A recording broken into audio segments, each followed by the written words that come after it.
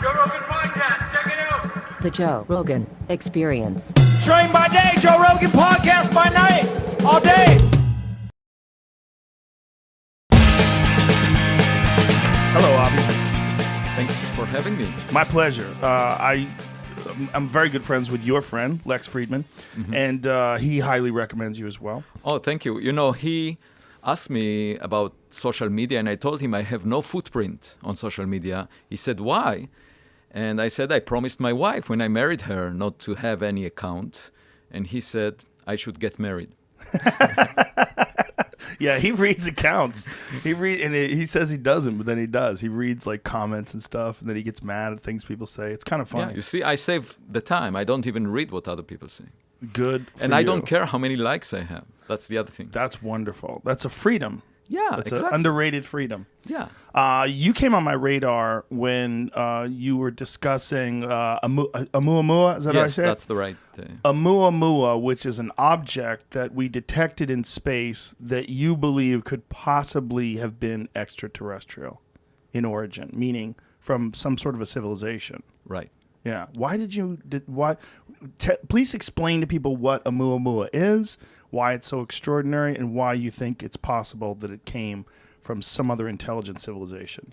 Right. So I'm a scientist, and I basically follow the evidence, just like Sherlock Holmes, trying to find solutions. It's a detective story. You have some anomalies, some things that don't quite match what you expected, and you're trying to find an explanation. And the thing about Oumuamua is that it was discovered on October 19th, 2017, a little more than 3 years ago. And it was the very first object that visited our vicinity in the solar system from outside the solar system. It moved too fast to be bound to the sun. Very first object that we have found coming to us from interstellar space, from other places. And at first, astronomers said, oh, yeah, it's probably just like the objects we had in our solar system, all the rocks that we have seen before. We've seen comets and asteroids. So a comet is a rock that is covered with ice, water ice. So when it gets close to the sun, the surface gets warmed up and the ice turns into vapor, gas. And you see this beautiful cometary tail behind it. That's what a comet is. An asteroid is just rock without much ice on it. Actually, the first person to explain what comets are was at Harvard, the university that I am affiliated with. And the story goes that, it was Fred Whipple, that he went to Harvard Square and saw all the slush during a winter day, and came up with the idea that it's just icy rock or icy rocks or, rocky ice.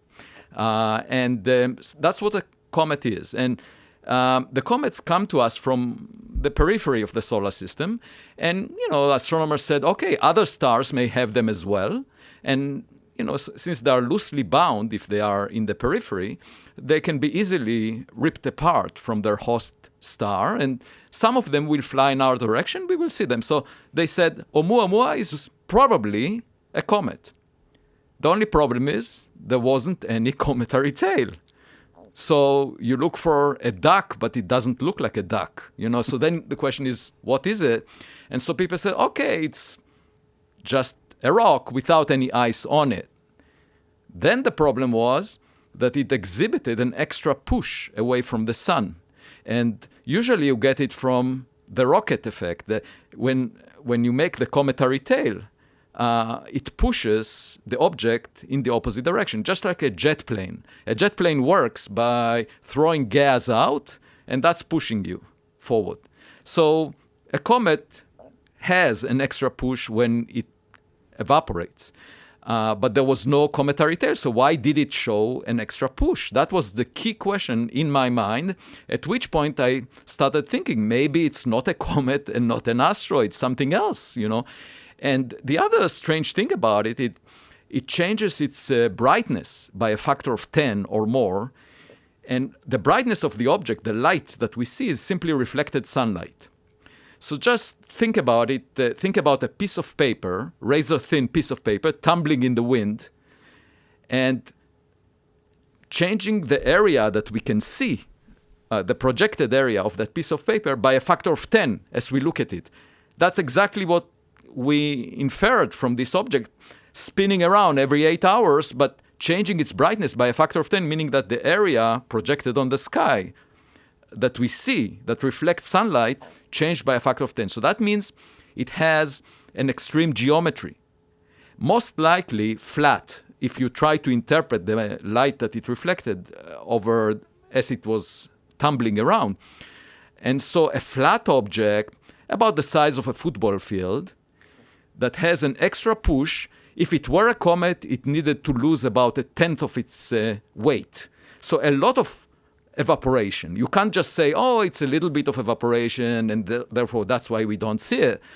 It should have lost 1/10 of its weight. You know, if we go on a diet and lose 1/10 of our weight, that's a big chunk of mass, right? So this object didn't lose that because we didn't see it. And the Spitzer Space Telescope looked very deeply behind it to see if there are any traces of dust or gas. Didn't see anything. So then, you know, just like Sherlock Holmes, I was trying to think together with a postdoc of mine, Shmuel Bialy, what could explain it? And the only thing that came to mind is reflecting sunlight. So the object itself is being pushed by the sunlight reflecting off its surface. And, you know, that would agree with everything we know about the object. But in order for it to work, the object needs to be very thin, like a sail. You know, the sail on a boat. So a sail is pushed by a wind. But you can also push an object, a thin object, by light. And that is called the light sail. And we're actually using this technology now, developing it for space exploration. The big advantage is you don't need to carry the fuel with the spacecraft. You just reflect light off it, and it's being pushed. There's a science fiction movie that did something like that. I think it was called Sunlight. Quite possibly. I should mention an anecdote. In September, just a few months ago, in September 2020, there was another object that showed an extra push, no cometary tail. And then astronomers gave it a name 2020 SO, okay, September 2020. And then they extrapolated back in time and found that it came from Earth, actually. And then they looked at the history books and saw that indeed there was a rocket booster from a lunar lander that was kicked into space, and this is the object. Now, why did it show this push? Because it's a very thin structure. So here is an example where we can tell it's artificial, and we know that we made it. But Oumuamua could not have been made by us because it was passing near us just for a few months, very quickly, faster than any rocket that we can launch. That's why we couldn't really chase it when it was receding away from us. And it came from outside the solar system. So, you know, I just do 1 + 1 = 2. I say, okay, it looks very peculiar. Maybe it belongs to another civilization. I just put it in a scientific paper. I didn't think, you know, we didn't have any press release. Then it went viral. The public got extremely interested. And the thing that really surprised me is that my colleagues were pushing back. They were very upset that this possibility was even mentioned. You know, we had a seminar, a lecture about this object at Harvard. And a colleague of mine, after the lecture, said, this object is really weird. I wish it never existed.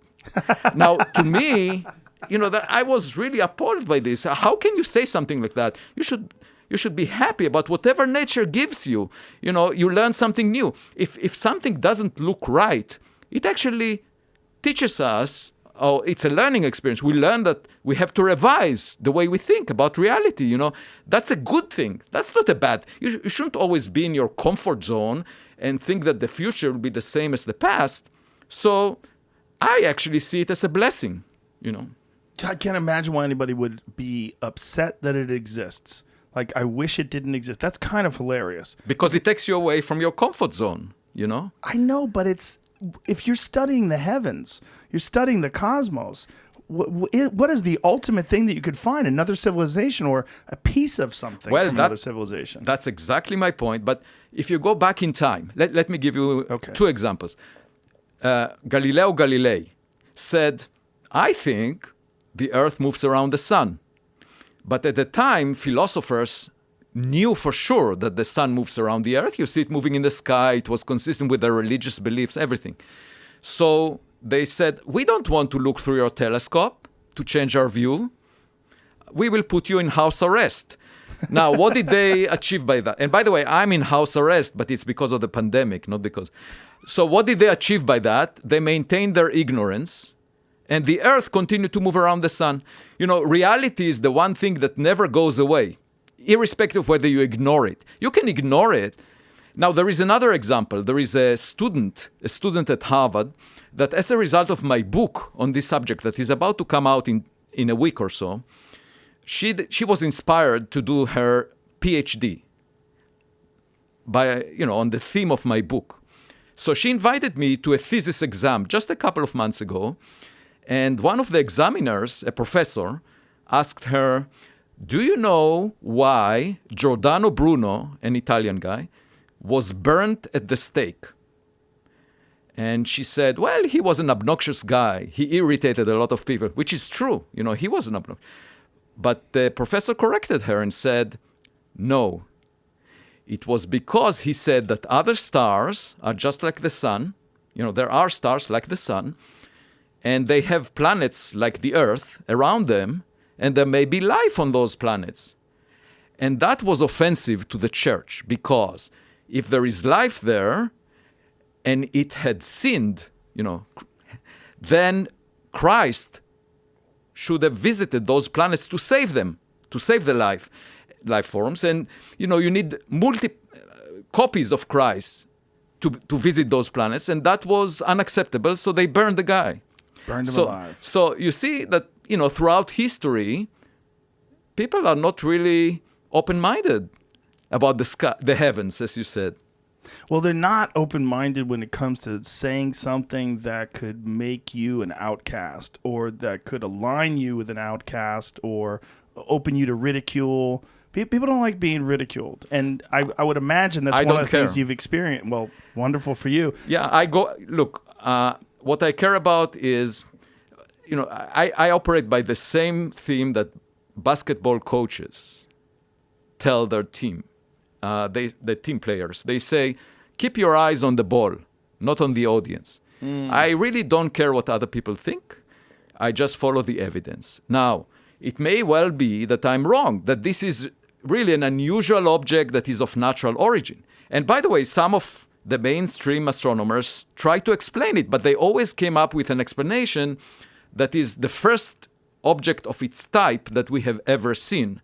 So all I'm saying is, if it's nothing that we have seen before, why not contemplate also the possibility that it's artificially made? Why is that so offensive to people? And besides, science is about evidence. So let's look for other objects and not always assume that we know the answer in advance. If you took a caveman and showed the caveman a cell phone, a modern cell phone, the caveman would think that it's a rock, just a shiny rock. And I can understand the response of my colleagues, but on the other hand, I would expect them to be more open-minded. That's the whole purpose of science, it's a learning experience. We should be humble. We should be modest. We shouldn't assume that we always know the answer in advance, and we shouldn't worry about our image. It's not about us. It's about finding what the heavens are. Now, the pushback that you've received, is there pushback on your interpretation of the evidence? Is there pushback on the evidence itself? Like, what is the pushback? Is it just the possibility that it's extraterrestrial Just in the origin? possibility bothers people, and they say, we shouldn't even discuss it. There is a taboo on it. Now, some of these people that are very vocal about it, some of them I think of as just like this congressman that for many years was making anti-gay statements. And then in March 2020, he confessed that he's gay. So I believe that some of them deep inside are really intrigued by this possibility. Yes. And they speak out in a way that is against it, but they will jump ship as soon as the evidence becomes undisputable. To me, it's just a possibility that we should entertain because it affects the way we behave in the future. If we search for other objects of the same, we might find even more conclusive evidence. If we don't look for unexpected things, we will never discover them. If we put blinders on our eyes. So all I'm saying is it's a reasonable possibility for this, a reasonable interpretation for the evidence we have for this object, which is unusual, because all the natural interpretations also assume something that we have never seen before. So I say, okay, so let's consider the possibility of a message in a bottle. When you walk on the beach and you see most of the time seashells or rocks that were naturally produced, every now and then you encounter a plastic bottle that was artificially made. And perhaps Oumuamua was the first plastic bottle, that carries some message for us. And that would change our perception about our place in the universe. We are not alone. Also, I don't think that we are the smartest kid on the block, if you ask me. I think that we are probably quite typical because half of the stars like the sun have a planet the size of the Earth, roughly at the same distance, that could have liquid water on the surface and the chemistry of life as we know it. Now, you open a recipe book for cakes. You can see that you can make very different cakes out of the same ingredients, depending on how you mix them. You can take flour, sugar. So you get very different outcomes. What's the chance that if you took the soup of chemicals that existed on Earth and put them together in some random fashion to get the life as we know it, that you got the best cake possible? What's the chance is minuscule. I think we are sort of typical, like ants on a sidewalk. We are not really special. That's why nobody is interested in us. It's very arrogant to say, we are unique, we are special, the aliens are coming to haunt us. They don't care about us. We are just like ants on a sidewalk, And at the same time, we might learn from them, So if we approach this from a modest perspective, that we are not really the sharpest cookie in the jar, then by looking at the sky, we may learn something about more advanced technologies that we can bring here, for example. Suppose we see a technology that we didn't even dream about. It would be a better investment of our time to learn about it than to go to Wall Street or to Silicon Valley. Instead of us developing it over hundreds of years, suddenly you see something that, we can use here. Well, let me push back on a couple of these things. First of all, I don't think if people do believe that there is alien life, I don't think they necessarily think that we are the best of life in the cosmos. I think most people agree there's room for improvement when it comes to the human race. But we are clearly the most advanced animal that we're aware of. Here. That we're aware of, that we can prove of. But we're not smart. Look at the newspaper. But we're not perfect, but we're far more. I don't even. The word intelligent is a rough word, right? We're definitely more intelligent than a lot of other animals that we can observe. But what we can do that is interesting is we can radically change and manipulate our environment. And I think it's preposterous to think that wouldn't be interesting to another species. Now, if you're thinking of something that's infinitely more advanced than us, millions and millions of years more advanced than us, it probably won't be impressed with us. But biologists go to the jungle to study bugs. We have people that spend a large portion of their life looking for strange little mammals that live in the forest. But think about it. Our technology is evolving on a 3-year timescale. Mm-hmm. So, it's a century old, the technologies we have. So think what it would be 100 years from now, 1,000 years from now, 1,000,000 years from now, 1,000,000,000 years. I believe that an advanced technological civilization probably builds a cocoon around itself, is not really interested in establishing contact with lesser civilizations like ours. But why wouldn't it be? Because we're, not... First of all, the only thing that can happen as a result of interaction with us is that they will downgrade their lifestyle, their quality of life. So the only way for us to learn about them is from the trash they throw out. Just like investigative journalists looking through the trash of celebrities in Hollywood, to find out what are they doing. But I don't think they will care much about us. I do. Let me offer you up another possibility. What if they have recognized that all life, regardless of the ingredients in the cake and how they're put together, that all life seeks innovation and seeks to advance, and that this is a constant throughout the universe, that things go from single-celled organisms to multi-celled organisms to interstellar travelers, and that they continue along this path as long as they don't fall into a few possible scenarios that could lead to ultimate destruction, Exactly. like nuclear war, like climate change, like all the things that we're involved that's, in that's right the now. point. I think advanced civilizations are probably like ours, are short-lived because of stupidity. Now, look, for example, at the concept of racism. That's not new. There was the Nazi regime, in the Second World War, and racism is still around us. What is it based on? That somehow the color of the skin of a person, makes a difference as to... Well, it's essentially tribalism, right? Because if it's not the color of the skin, then it's the origin of the religion. But Then it's stupidity. It's stupidity. not. Yeah, It's it makes no sense. If you Yes. look at the genetic making of humans, the color of the skin is completely superfluous. Right. It's so the fact that humans always want to feel superior relative to each other. They fight each other. Most of our money, time, and energy. Look at the newspaper. Most of our effort is in fighting each other. That is not a sign of intelligence. A sign of intelligence is working together, dedicating all the resources that we have Yes. towards a better future such that we can benefit from it. So how can we waste all these resources? Just to give you an example, in my book, I talk about Winston Churchill. Winston Churchill in 1939 wrote an essay about the fact that there could be life on other planets, around other stars, and we should search for it. Now, he didn't have a chance to publish it because he became prime minister and then had to fight the Second World War against the Nazi regime.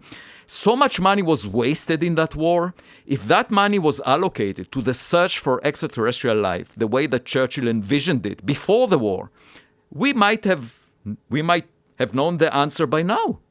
And what I'm saying is, this is just an example for how non-intelligent we are. We are not working together towards a better future. We're fighting each other. And that's the answer to your question, that we might not live very long. But you're saying this as you work at Harvard and as you're writing books on extraterrestrial objects. Right. I don't necessarily agree with you. I think there are massive problems with people, but I think we are far better than the human beings that lived 2,000 years ago in that regard. And I think that we will probably be looking back on this day and age and mocking how stupid we are when we are more advanced 2,000 years I from really today. hope so, and that's what I'm I trying think to... we're moving in that direction. Well, that's what I'm trying to promote, but I'm not necessarily I think as our optimistic cake- as you are. I think our cake is still in the oven. Let's That's what hope I so. think. That's what I I really want that future. But, I'm doing my best, but you can see from the pushback, Yes. to which I don't have access because I'm not, I don't have an account on the social media. Congratulations again for that. I think that's. I think we're moving. I think there's conflict, but I think for whatever reason, the way human beings operate, we oftentimes need conflict in order to make improvements. Right. We need a yin and a yang. We need a give and a pull. If we don't have that, we get complacent. Why get can't we understand the best path forward without...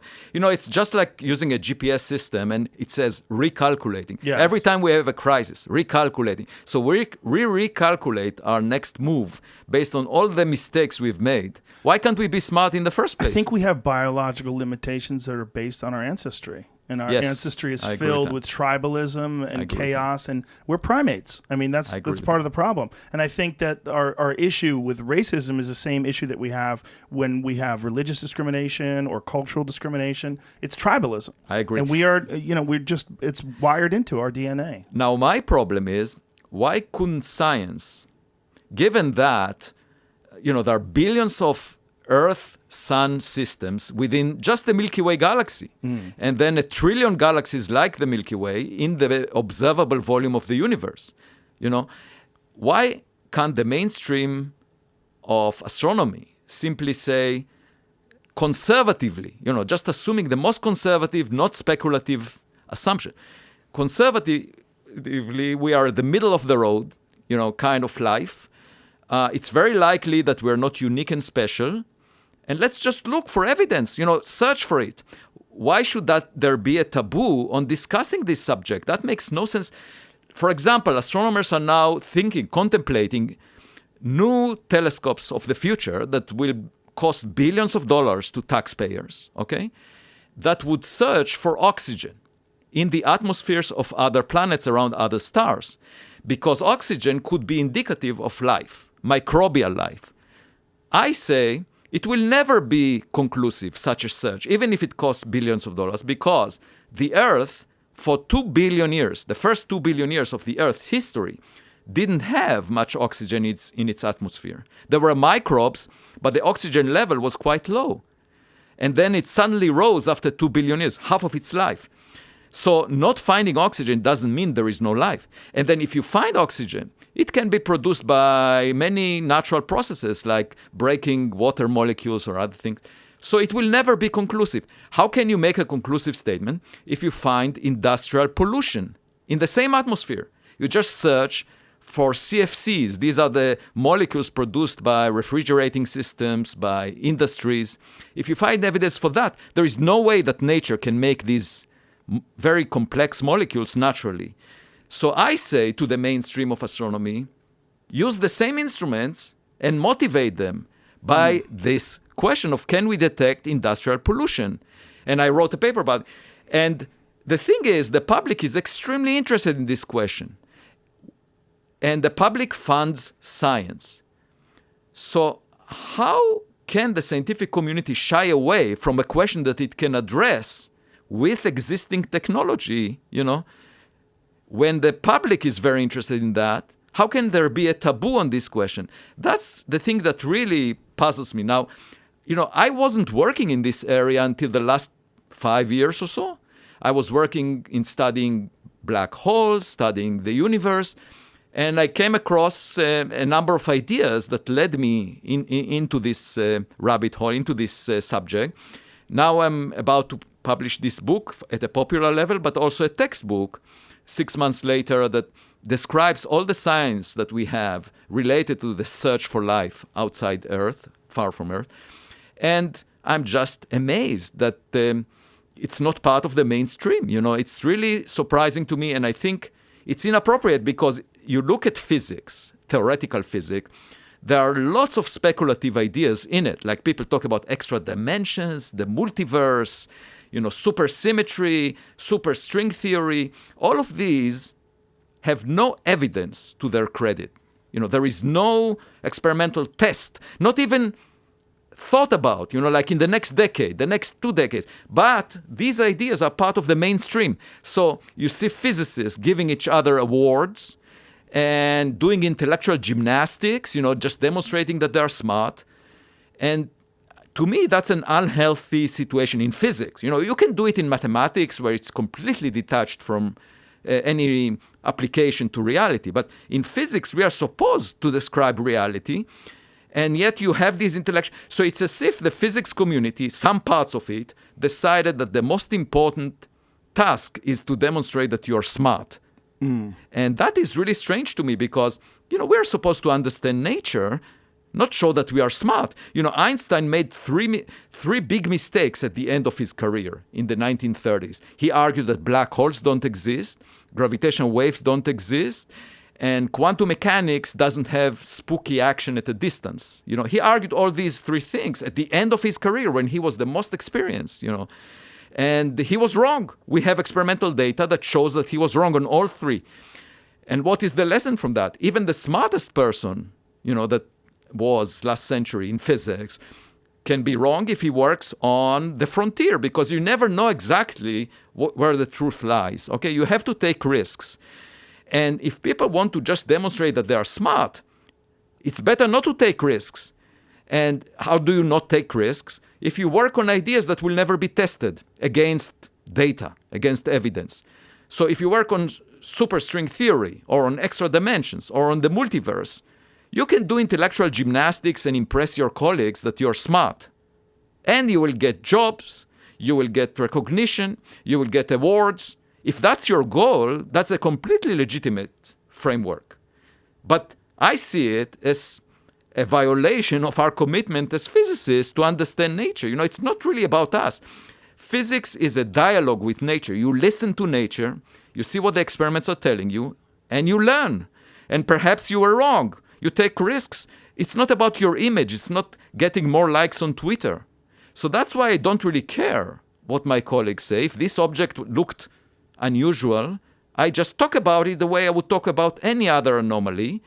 And people were asking, why isn't he backing down? Well, I will back down as soon as there is evidence. If I saw a photograph showing that it's a rock, or if I saw some other objects like it, that we definitely have clear evidence that they are naturally produced, then I will give up on it. And I'm not afraid of being wrong. That's part of any work on the frontiers. This is my thoughts on the quantum physics aspect of this. I think there's not enough people that understand what they're doing to criticize them, so there's no social pressure. The difference between that and the concept of exploring extraterrestrial life is extraterrestrial life is inexorably connected to nonsense. It's inexorably connected to crazy people that think that they're talking to aliens and that they're channeling people from another planet. I have an answer to that. Okay. Suppose there was a whole literature on COVID-19 that is completely fictitious. People were saying crazy things about COVID-19 that make no sense whatsoever. And there was you can find them. Yeah. Those Suppose there there were books about it. Right. There were films about it. Mm-hmm. Now, would that mean that scientists, reputable scientists, should not work on a vaccine for COVID? No. But so this who is why cares that if doesn't there are people apply. that say nonsense? You This is why don't that care. You doesn't ignore apply. them. COVID-19 is a real thing, and you could prove it in a lab quickly, instantly. I mean, it's universally acknowledged as being a real thing. Right. The problem with extraterrestrial life is there's no evidence that it's real. Well, but if you step on the grass and you say, look, it doesn't grow, then obviously because you're stepping on it. So if you bully anyone that works on the subject, then young people don't enter into this research field. Yes. If you don't fund it at all, you dry it up, then there will not be discoveries. No, and then I you say, agree look, with there are you. no discoveries. I step on the grass, it doesn't grow. Therefore, there is no point in continuing to wait for it, to grow. I agree with you. No, Yeah. I think it's a side effect of our social interactions. And I think a lot of professors, a lot of people in academia, they come from, maybe more socially awkward environment. They come from a lot of people that get into teaching, a lot of people that get into being professors, they weren't like the class king. They weren't like the most popular person. And social interactions with them, maybe they were bullied. Maybe they Dr. Carl Hart, who's an academic who was on a couple days ago, was actually talking about this very subject. And that a lot of academics, they try to undermine other people's work. And they do so in kind of a bullying fashion. Yeah, because it's all about the ego. You see, Yes. I was asked by the Harvard Gazette, the Harvard University Gazette, which is the Pravda of Harvard, this official newspaper of I like how you Harvard. put it. They asked me, what is the one thing you would like to change about the world? A very big question. Yeah. So I wrote an essay. I said, I want my colleagues to behave more like kids. Because as a kid, I remember that, I was mostly curious about the world. I would not be afraid of making mistakes. I wasn't worried about my ego or something really strange happens to those kids that take risks and are not worried about themselves so much. Something bad happens to them when they become tenured professors in academia. Tenure is supposed to give you the freedom to explore directions that may turn out to be wrong. Mm-hmm. That's what Einstein demonstrated at the end of his career. So you would expect people to take advantage of that. But instead, once professors become tenured for life, meaning that there is no risk to their job, they are starting to pursue honors and awards, status, recognition. Yeah. They are afraid of making mistakes. They build these echo chambers where they have students and postdocs repeating their mantras so that their voice will sound louder, so that they will get even more recognition. Now, I say this, the scientific inquiry is not about us. It's about the dialogue with nature, trying to figure out what nature is. It's not about elevating our status, our image. We will all die in several decades. So, it's really not that. Now, actually, Lex Friedman was asking me, Avi, you know so much. What do you think is the meaning of life? Heavy.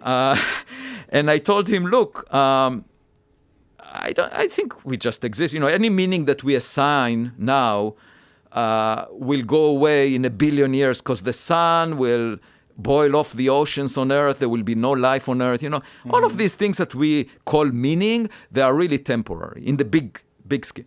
We should just enjoy the process, just like eating good food. I will not mention another example. Doing these, like eating good food, you enjoy the process. So learning about the world, figuring out what the world is very enjoyable. If I realize something nobody else did and understand something that nobody else did, it gives me pleasure. So just the process of doing that gives me meaning because I enjoy it. So you should live your life in a way that you enjoy it. If you like good food, that's good enough. You can live your life just eating. That's what animals do. Yes. Yeah, right? Can have sex. You can do all kinds. But if you want a deeper sort of satisfaction, I think understanding the world is what humans are capable of doing. And that's really a deeper level of enjoying life, so to speak. Well, there's a lot of examples of professors going out on a limb, being incorrect, and then being punished, being ridiculed, losing their status in the community, or even being correct, but not having the support of your peers who turn on you and turn against you. And then it turns out ultimately they were correct, but there's very little repercussions for that. And there's this thing that happens with people and ideas where they get scared to take on something that could easily make them look ridiculous. And the best example of that is extraterrestrial life. Yeah. It's so easy to get ridiculed for believing in it. It's like Bigfoot and then extraterrestrial life. No, I want to change that. I say this is a subject the scientific community can address with scientific tools, Yes. with telescopes. Let's discuss it. The public is interested.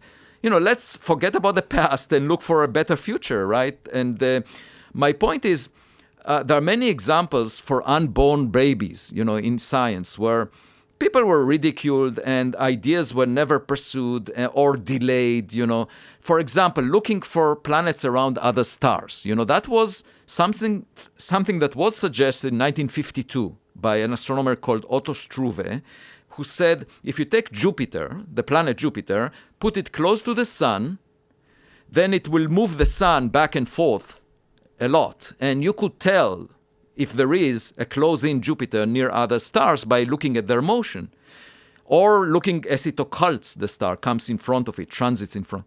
He suggested that 1952, for 4 decades, astronomers ignored that. Why? Because they said, we know that Jupiter in our solar system is far away, and we understand why it's far away, and therefore we shouldn't waste our time even looking for something like that. Then, in 1995, a couple of astronomers found a hot Jupiter close to a star, and they got the Nobel Prize a couple of years ago for that. So my point is, this is an example of a baby that was eventually born. So people would say, oh yeah, science works, you see, eventually it was found. My point is, it took 4 decades. In those 4 decades, we could have done a lot to advance science. And the other thing is, I say, okay, this baby was born, but there might have been other babies that were not born. Ideas that were put forward and were scrutinized for no good reason, just because people are close-minded. And, the strange thing for me is that I see a lot of innovation in the commercial sector. You see, Jeff Bezos, Elon Musk, Apple, Google, they have parts of their companies that are doing blue sky research, things that are not applied. It all started with IBM and before that. And then in academia, I see a lot of conservatism, much less innovation. As in the commercials. Now, the commercial sector is after making a profit. You would expect academia to be even more open-minded, but it's not. And to me, that must change. Is this something that you had as an idea before publishing these thoughts about extraterrestrial life? Yeah. And did that accentuate it for you? Yeah. Yeah. I didn't expect the response that I received. It doesn't bother me. In my I have more than 800 papers that I published and 8 books. In all of these, I talk about anomalies, over the years, I talked about anomalies in other contexts, like in the early universe. And when I mentioned speculative ideas in other contexts, there was no pushback. It wasn't threatening to anyone. It wasn't, but something about the subject of extraterrestrial life bothers people. And frankly, I'm just like a kid. I try to be as close as possible to the way I was at a young age. I'm just doing it innocently, working on this subject the same way I work on other subjects. And I get this response that, now the only reason the two of us are speaking, and I get a lot of media attention is because my colleagues are not behaving the same way. If everyone would accept, I think it's common sense. What is common sense to me, if everyone would accept it, I would be no different than the person next to me. You wouldn't be speaking to me. Sure I would. No, I still would be.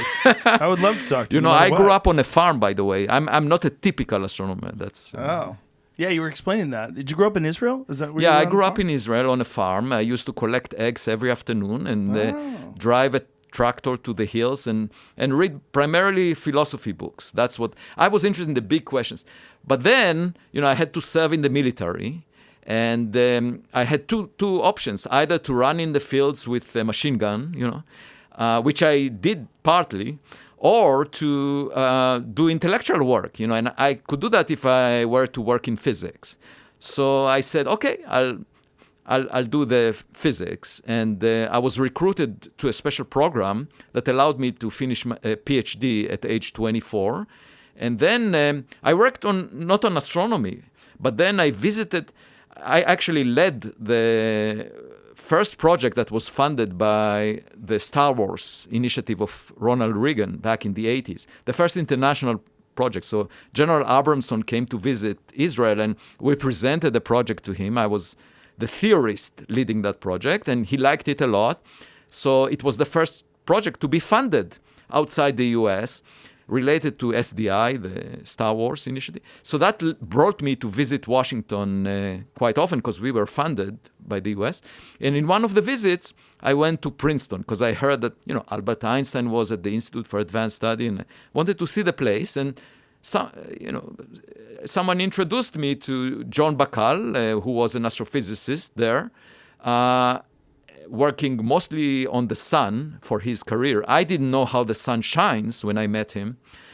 Eventually, he invited me for a month-long visit and then offered me a 5-year fellowship. And at that point, I said, okay, I have this offer. I cannot decline it. I'll go into astrophysics. So I switched into astrophysics. I had to learn the vocabulary. And then a position came at Harvard, junior faculty, and nobody wanted it. There was someone else that was offered it. He turned it down because the chance of getting tenured at Harvard were very small at the time. And I took it because I could always go back to the farm. That was a plan B for me, and maybe even better plan because, I enjoy nature.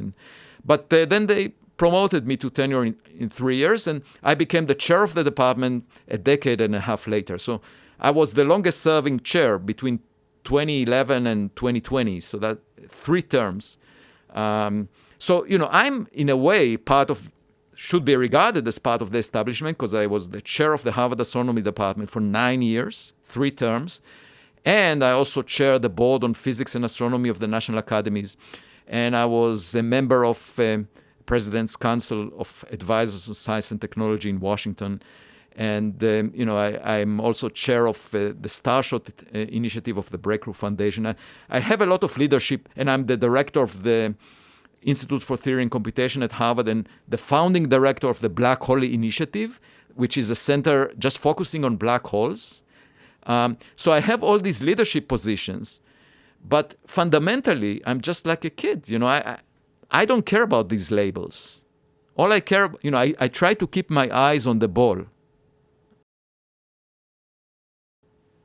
Now, to go back to Oumuamua, you were saying that it was moving at a speed that was inconsistent with something that's being thrown from the sun, and that it moved faster than any rocket that we can shoot out. How fast was it moving? It was moving at when it went close to us over 50 kilometers per second, which is, think about it. Well, of order 30 miles per second, not hour. Yeah. So very fast.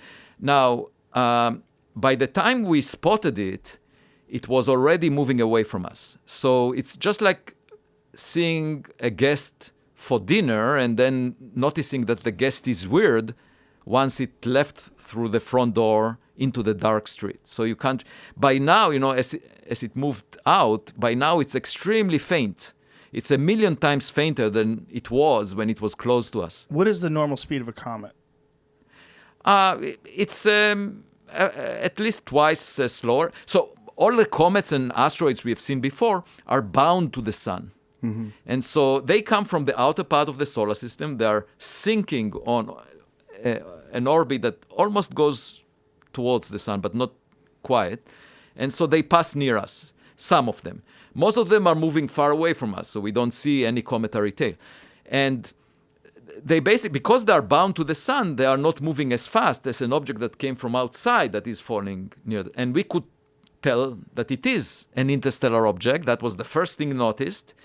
We didn't expect it because I wrote a paper about 12 years earlier saying that this telescope in Hawaii that discovered Oumuamua, and that's why it has this name, by the way, because it means a scout in the Hawaiian language, a messenger from far away. Oumuamua. It was discovered by a telescope called Pan-STARRS on Mount Haleakala in Maui, in Hawaii. We actually visited that observatory in July 2017 with my family. We were on vacation in Maui. But back then, they didn't spot Oumuamua when it was approaching us at that time. They spotted it only in October that year, when it was receding away. If we would have known about it when it was approaching us, we could have in principle sent a CubeSat, a satellite, with a camera that would meet it halfway and take a photograph closer. Not only that we didn't spot it approaching us, but we also didn't suspect that it's something special. Now, there was a second object that came later called Borisov. It's called after a Russian amateur astronomer, Gennady Borisov, that discovered it by chance, and it looked just like a comet. A typical comet with a cometary tail, also came from interstellar space, just what we expected. So then people came to me and said, okay, you see, this one is a comet, it's interstellar as well. Doesn't it convince you that Oumuamua was also natural in origin? And I said, when I went to the first date with my wife, I thought that she's special and unique. The fact that I met a lot of women since then didn't change that opinion. I still think that she's special. So the fact that we saw Borisov, like a typical, regular, usual comet, after we saw Oumuamua that didn't look like a comet, doesn't change my opinion about. So you think Oumuamua. they were just hastily looking to dismiss your observations? Without well, really, it was not my observation, but they were trying to make the case that it's also natural. So, the community as a whole, there was a group of astronomers that came together and said, it is natural. It is unusual, but it's probably natural. They just said that. Mm-hmm. And it reminded me of a story about in the early 1930s, there was a group of 30 physicists that decided to write a book showing that Einstein's theory of relativity is wrong. So when Einstein was asked about it, he said, why do you need 30 physicists to write such a book? One of them would be enough. If he makes a good argument, that would show that my theory is wrong. So a kid can make a good argument and show that something is wrong. You don't need a group. The only reason you need a group of people is if there is sort of a herd, just like in Africa. If you have a group of lions coming together, then they feel much more strong, and so it's just a sign of authority. They want to establish authority. My point about Oumuamua is you don't need a group of astronomers to come together and say that it's natural. I just want them to look at the evidence and explain it. I appreciate that. Now, the speed in which it was traveling, you said that it's twice as fast, at least, as Yes. the average comet. Have there been other things that have been observed that are as fast as it? No, this was the first object that we saw coming from outside the solar system. So it was the fastest at the place where we saw it. the fastest ever, because all the other objects were bound to the sun. And by the way, there is this principle that is called the Copernican principle that says we are never at a privileged time or space. Copernicus was arguing that we are not at the center of the universe. We're not at the center of the world. And you can generalize it and say also that we are never at a special time. Okay, so if we saw this object over a period of a few years that the survey of Pan-stars was going on in the region of the Earth's orbit around the sun, that means that there are many more out there. You can't just be lucky that over a few years you see the only object that passes in our vicinity over billions of years. That makes no sense. So there will be many more that we will find in the future if we just look. And in 3 years, there would be another telescope much more sensitive than Pan-stars called the Vera Rubin Observatory that could see one such object every month. The only thing that complicates the picture is that Elon Musk wants to launch all these SpaceX, all these communication satellites. And, they reflect sunlight. So when they go in the dark sky, they appear on the telescope images. So we have to know where they are and subtract them off. But that's all. Now, this object you also deemed, when you were talking about its reflective surface, that there's something about it that is much more reflective. I believe you said 10 times more reflective than the average. Than the typical. Yeah. It's... Okay, so how did we get that? The Spitzer Space Telescope was trying to detect heat coming off the object because we know how close it came to the sun and we know what temperature it was heated to. Okay? So the amount of heat that we can detect from it just depends on its size. If it's very big and it's hot, we would easily detect the heat. And this is about the size of a football field?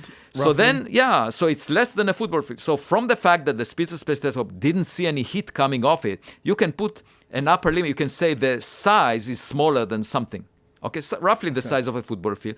And then you can infer how much reflectance it should have so that you see as much light, as much sunlight coming off it as we saw.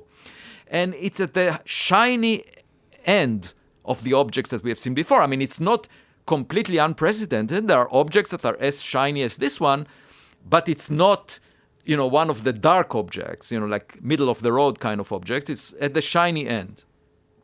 And so that, in your mind, like what is similar in terms of what you would expect from it, something that's this reflective, that's that shiny? So what we've seen before are asteroids and comets, that a small fraction of which are as shiny. None of them is 10 times longer than it is wide, as this object should be. Cigar-shaped, roughly. And the comets that show as much push as this object exhibited, they have very clear cometary tails. So I say, suppose it represents 10% of the objects that show one anomalous property, and then 10% of the objects that show another anomalous property, and then 10% of the objects that show another anomalous. You multiply all these probabilities, you get a very small likelihood of getting such an object. And this is the first that we have seen, so it should be typical. So how come the very first interstellar object, or maybe 1 out of 2 if you include Borisov, how come it's so unusual relative to the objects we have seen in the solar system? So my point is, let's collect more evidence in the future. Let's be open-minded. Why assume that we know the answer in advance? What is so problematic in discussing? I don't think it's a speculation that there are other civilizations out there. Maybe they're dead because they killed themselves. They produced the means for their own destruction. They didn't take care of the climate. They fought each other through nuclear wars. Maybe they are dead by now. But just like we find evidence for dead civilizations on Earth, by digging into the ground, doing archaeology, the Mayan civilization is not around anymore, but we can find evidence for it from the things that they left behind. We can do the same thing in space archaeology. We can look for relics from dead civilizations. And one type of relics are the space junk, the things that they threw out that we can find visiting our solar system. So why not check for it? Now, everything you've said is very rational. It makes perfect sense. What are the arguments against this? Like when your colleagues disagree with you, what fuel do they possibly have? For example, they say it's never aliens. It's never aliens. Never, until the aliens come. Well, my what do point they is- think about things like Commander David Fravor's interpretations of the experience that he had off of the coast of San Diego, where something moved from 60,000 plus feet above sea level to 1 in a second? On that, I would say, on a UFO, unidentified flying objects, I think the scientific community should invest some effort at, examining these reports. Yes. Basically, you can deploy a whole set of instruments in the ocean where the Nimitz, Yes. carrier was, and search for objects similar to what was Yes. to the reports, and do a scientific study of this, rather than dismissing it and moving on to work on extra dimensions. Given that the public is so curious about these issues, I just find it inappropriate not to listen to By the way, I don't think of science as an occupation of the elite. It's not something that is supposed to elevate you to a higher status. When a plumber comes to my home to fix a problem with the toilet or with a pipe, I help the plumber and we figure out what the problem is based on all the clues So this is my way of life. I think about a problem in the sink or in the toilet, just like I think about a problem in physics, trying to apply common sense, look at all the evidence, the clues, and figure out what's going on. And I think anyone, even without professional education, should be able to follow what the scientists are doing. But my colleagues argue, we should be quiet as long as we are not sure about the interpretation. Once we decide that we have the right answer, we come out to the public and tell the public what it is. Because otherwise, nobody would believe us that there is global warming, for example. My point is exactly the opposite. I say, nobody would believe you if you don't expose the process by which you arrive at the conclusion. So most of science is not finalized. Most of the scientific process does not have enough evidence. We don't know exactly what's going on. So we're trying to collect clues, evidence. And that's part of the process. It's a learning experience. Sometimes we make mistakes. It's completely human to make mistakes. We should show the public that it's okay. The public will understand. The public will understand that because, it's part of our experience. And then when scientists have enough evidence to conclude something, the public will believe it now because they see how the process goes, that as you collect enough evidence, eventually it's clear. Instead of forcing scientists to be quiet until the last moment, and then they look like teachers in a class coming out with a press announcement of some result, and every now and then those press conferences end up being wrong. So their quarrel with you is that they think that your assumption that it's alien in nature is incorrect or hasty. No, what is their? We shouldn't discuss it because they Shouldn't say discuss it at we shouldn't all. discuss it because the alien interpretation could be contemplated, in many other occasions. But I say, this is not a typical situation. We have the first object from interstellar space. It looks strange. Go for it. Let's collect more evidence. The public is interested. So what's the problem? I don't see any problem with discussing this possibility, putting it on the table and looking for more evidence. Why would there be a taboo on this subject? What is their interpretation of the evidence? What is when you lay out all the things that you said about the shape of this object, the speed of it, where it's coming from, all these variables that are very unusual? Yeah. So they say each of them is indeed unusual, but probably there is a natural explanation. And then they say, it's within my comfort zone to just ignore it. Let's forget about it. It's natural. The first ever interstellar object moving twice as fast as any comet we've ever observed, with no tail, with a shiny reflective surface that has an extremely unusual shape that's 10 times longer than it is wide, and they just want to ignore it. Yeah. That seems silly. And it's flat, most likely flat, according to this. Yeah, I mean, So it's look, I'm telling you that, frankly, I don't benefit from this exchange with my colleagues. On the contrary, I'm sure that, behind my back, they are saying bad things. But the way I see it is when I served in the military, and I did some training in the paratroopers and so forth. There was this saying that sometimes a soldier has to put his body on the barbed wire so that others can pass across. And the way I see it is that I'm trying to create an atmosphere, an intellectual atmosphere that would be more open-minded, that would allow younger people to have a better future in the and discuss these subjects.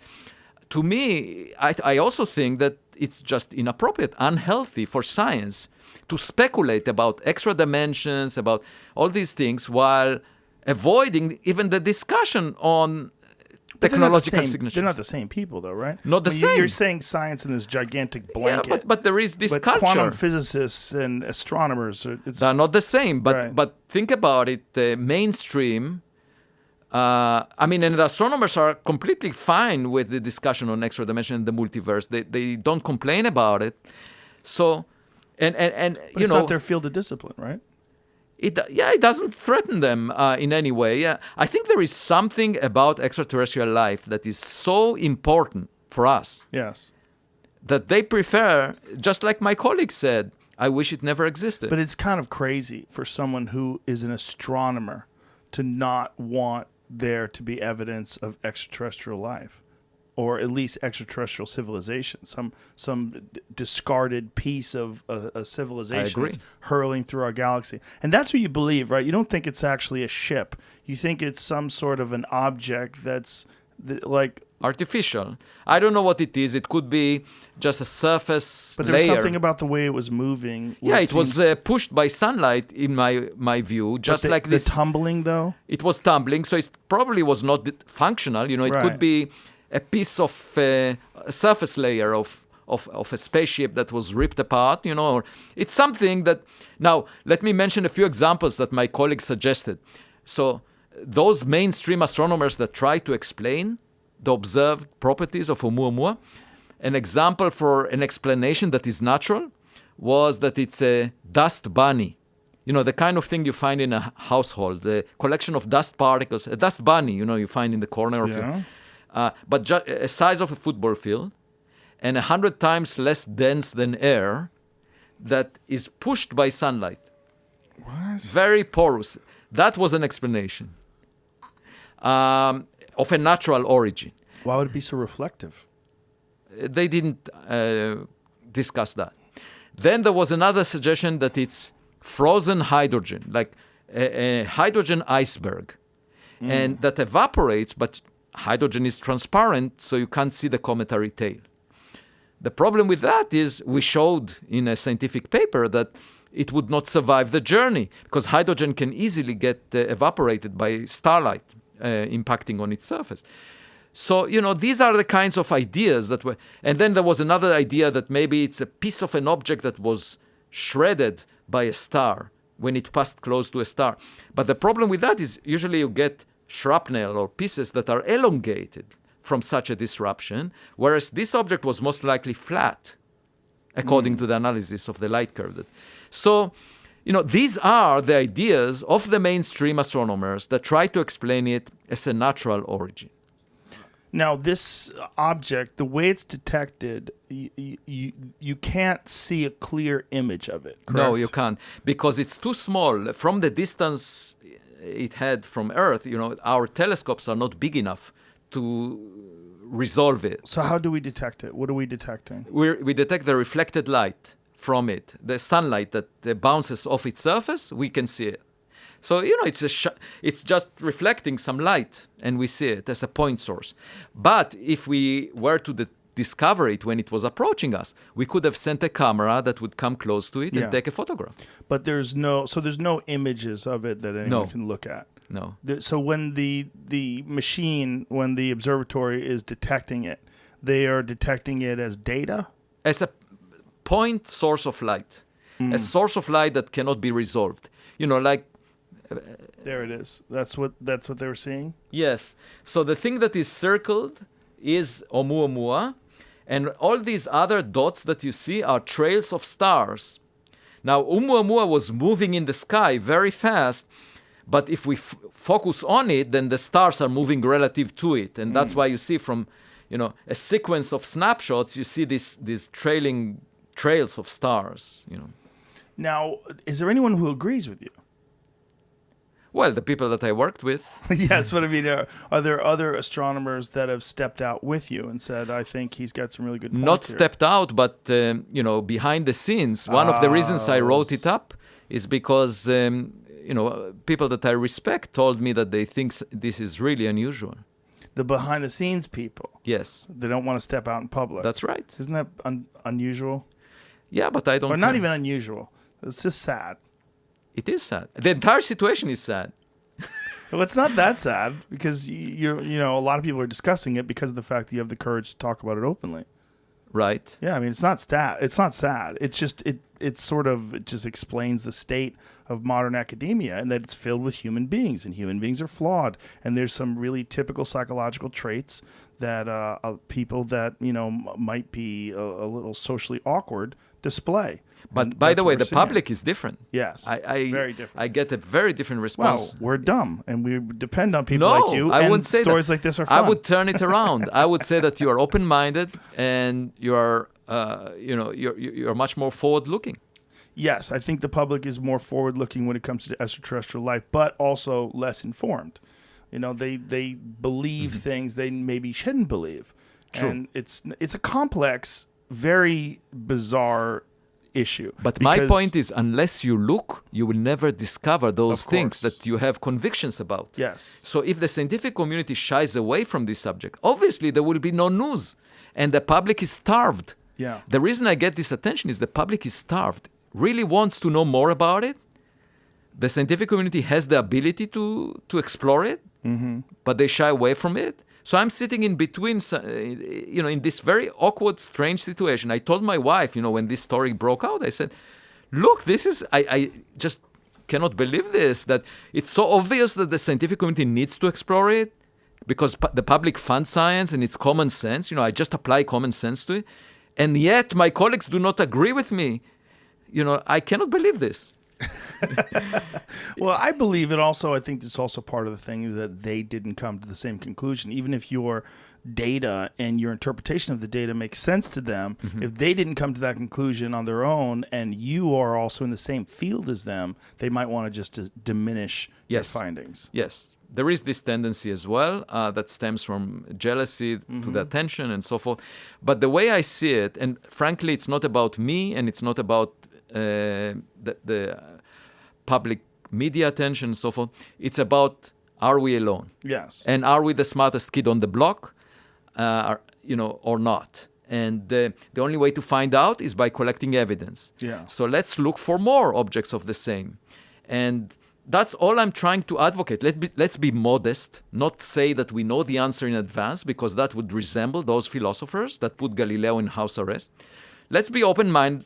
And the good news is that science can address this question now. Yes. So it's an opportunity that I just cannot believe that my colleagues are not taking advantage of, because public is excited, public funds science, 1 + 1 = 2. Let's get the public engaged behind this to fund future astronomical research at a much higher level than is currently funded. No, instead, the scientists said, no, thank you. We don't need this gift. We don't want to deal with it. Now, this much more powerful observatory that you're saying comes online in 3 years, where is that going to be located? In Chile. Chile. Yeah. Is that the VLT? No. There There is a VLT there in Chile as well. But not that's far already up. Yeah, that's already up. This is called the Vera Rubin And Observatory. it's even more potent than the VLT. Oh, it's a different instrument. It's a telescope that will survey the sky. The VLT is focusing on a small region of the sky. This is a survey telescope that would look through the sky. Now, the purpose of Pan-STARRS or this telescope, was originally defined by Congress that said astronomers should find all the objects that are endangering life on Earth. All the killer asteroids that could wipe us out, because the dinosaurs were killed by a giant stone, a rock, the size of a big city like Manhattan, tens of kilometers in size. And it must have been an amazing sight to be a dinosaur back then, because you see this rock coming at you and then boom, and you're gone. They didn't have astronomy, right? The dinosaurs didn't have science, so they couldn't really forecast this risk coming at them. We have science, so we can at least alert ourselves to that danger and perhaps nudge those killer asteroids that are heading our way. And, there are various ways to nudge them off. You can evaporate part of their surface, just give them a little kick so that they miss the Earth. But first you need to find them. So that's why Pan-STARRS was funded, and it's one of the goals of the Vera Rubin Observatory to identify all these objects that are endangering. But in the process of doing that, Oumuamua was discovered. So when this new one goes online in Chile, will they be looking specifically for the same kinds of things that... No, so science, you just survey the sky. You don't need to know what you are expecting to find. So it's just a blanket view of the sky. It's just and then surveying when the they sky. see an object that's moving fast, and then if you see that it looks weird, just like Oumuamua, you can follow up on it. And how much more potent will this one be? Oh, it will be much more sensitive, and it will detect an Oumuamua-like object roughly once per month. Here it is right here. Yeah. The telescope will produce the deepest, widest image of the universe, 27-foot mirror, the width of a singles tennis court, 3,200 megapixel camera. That'll be on the new Samsung Galaxy phone. Each image the size of 40 full moons. What? Yeah. It's a survey of the sky. It's 37 an amazing billion stars. The and biggest galaxies. challenge with this observatory will be the huge amount of data that it will produce. We cannot store so much data. And Look, it says there are 20 terabytes of data every night. Yeah. Wow. It's amazing. That's insane. Up to 10 million alerts, 1,000 pairs of exposures. So That's the only incredible. risk, I should say, to this survey comes from the communication satellites, these constellations that, at the tens of thousands that SpaceX is planning to put in space. And at first they were not really aware, of their risk. But then the astronomers told them, look, you are contaminating our images. And so now they're thinking about coating those communication satellites so like that they are dark bombers. enough, they don't reflect as much sunlight. We're trying to work together with them, but obviously they have a commercial incentive to put these things They out. do, but what if it puts us in danger? Like, what if we don't see asteroids because they want to get, Well, let's party until the end. they want to get internet access in Antarctica. It's just seems a little silly. It's great, but I don't know if it's the only way to get internet access. I just think like the more things we have in the sky, the more things we can't get out of the sky. The problem with the space junk is like there's no real tenable plan to take that stuff out. And True. And That's why I think we will eventually have to leave Earth because of junk. Yeah, because of all the self-inflicted wounds. Yeah. But the way I see it is also like the printing press of Gutenberg. That once it was established, it produced many copies of the Bible. And before that, there were very few copies, and each of them was extremely precious. But after the printing press by Gutenberg, there were many copies, so if one of them got damaged, you wouldn't worry too much. So I think that we should produce what we have here on Earth. Currently all our eggs are in one basket on Earth. But if we spread them in space, in other places, like going to Mars, going to the stars, then if something bad happens on Earth, it won't be that bad. It will be one copy out of many. And you might ask, how can we do that? How can we avoid? So, there is this story in the Bible, in the Old Testament, about Noah. It's called Noah's Ark. He was worried about the great flood that will come and wanted to preserve animals. So he built an ark. And by the way, the dimensions of the ark are mentioned explicitly in the Bible. and they are very similar to the dimensions of Oumuamua, but by coincidence. Anyway, so he put the animals on it and saved them. Now, what is the moral of this? How can we preserve life that we have on Earth by sending out a spaceship? So you might think, oh, if we build a big enough spaceship, we can put whales, we can put elephants, we can put birds on it. That's not the smart thing to do. You can just take a small spacecraft, a CubeSat, put a very advanced computer system on it with artificial intelligence and a 3D printer. And you load to the computer system the DNA information of all the animals that you want to reproduce somewhere else. And then you produce them synthetically in other places using the raw materials that are on other planets. So you just send this spacecraft. I call it Noah's spaceship. You send it to those places and you produce what you want out of the raw materials. Wouldn't you think that if some civilization got that advanced, that they wouldn't be satisfied with the design that we currently experience?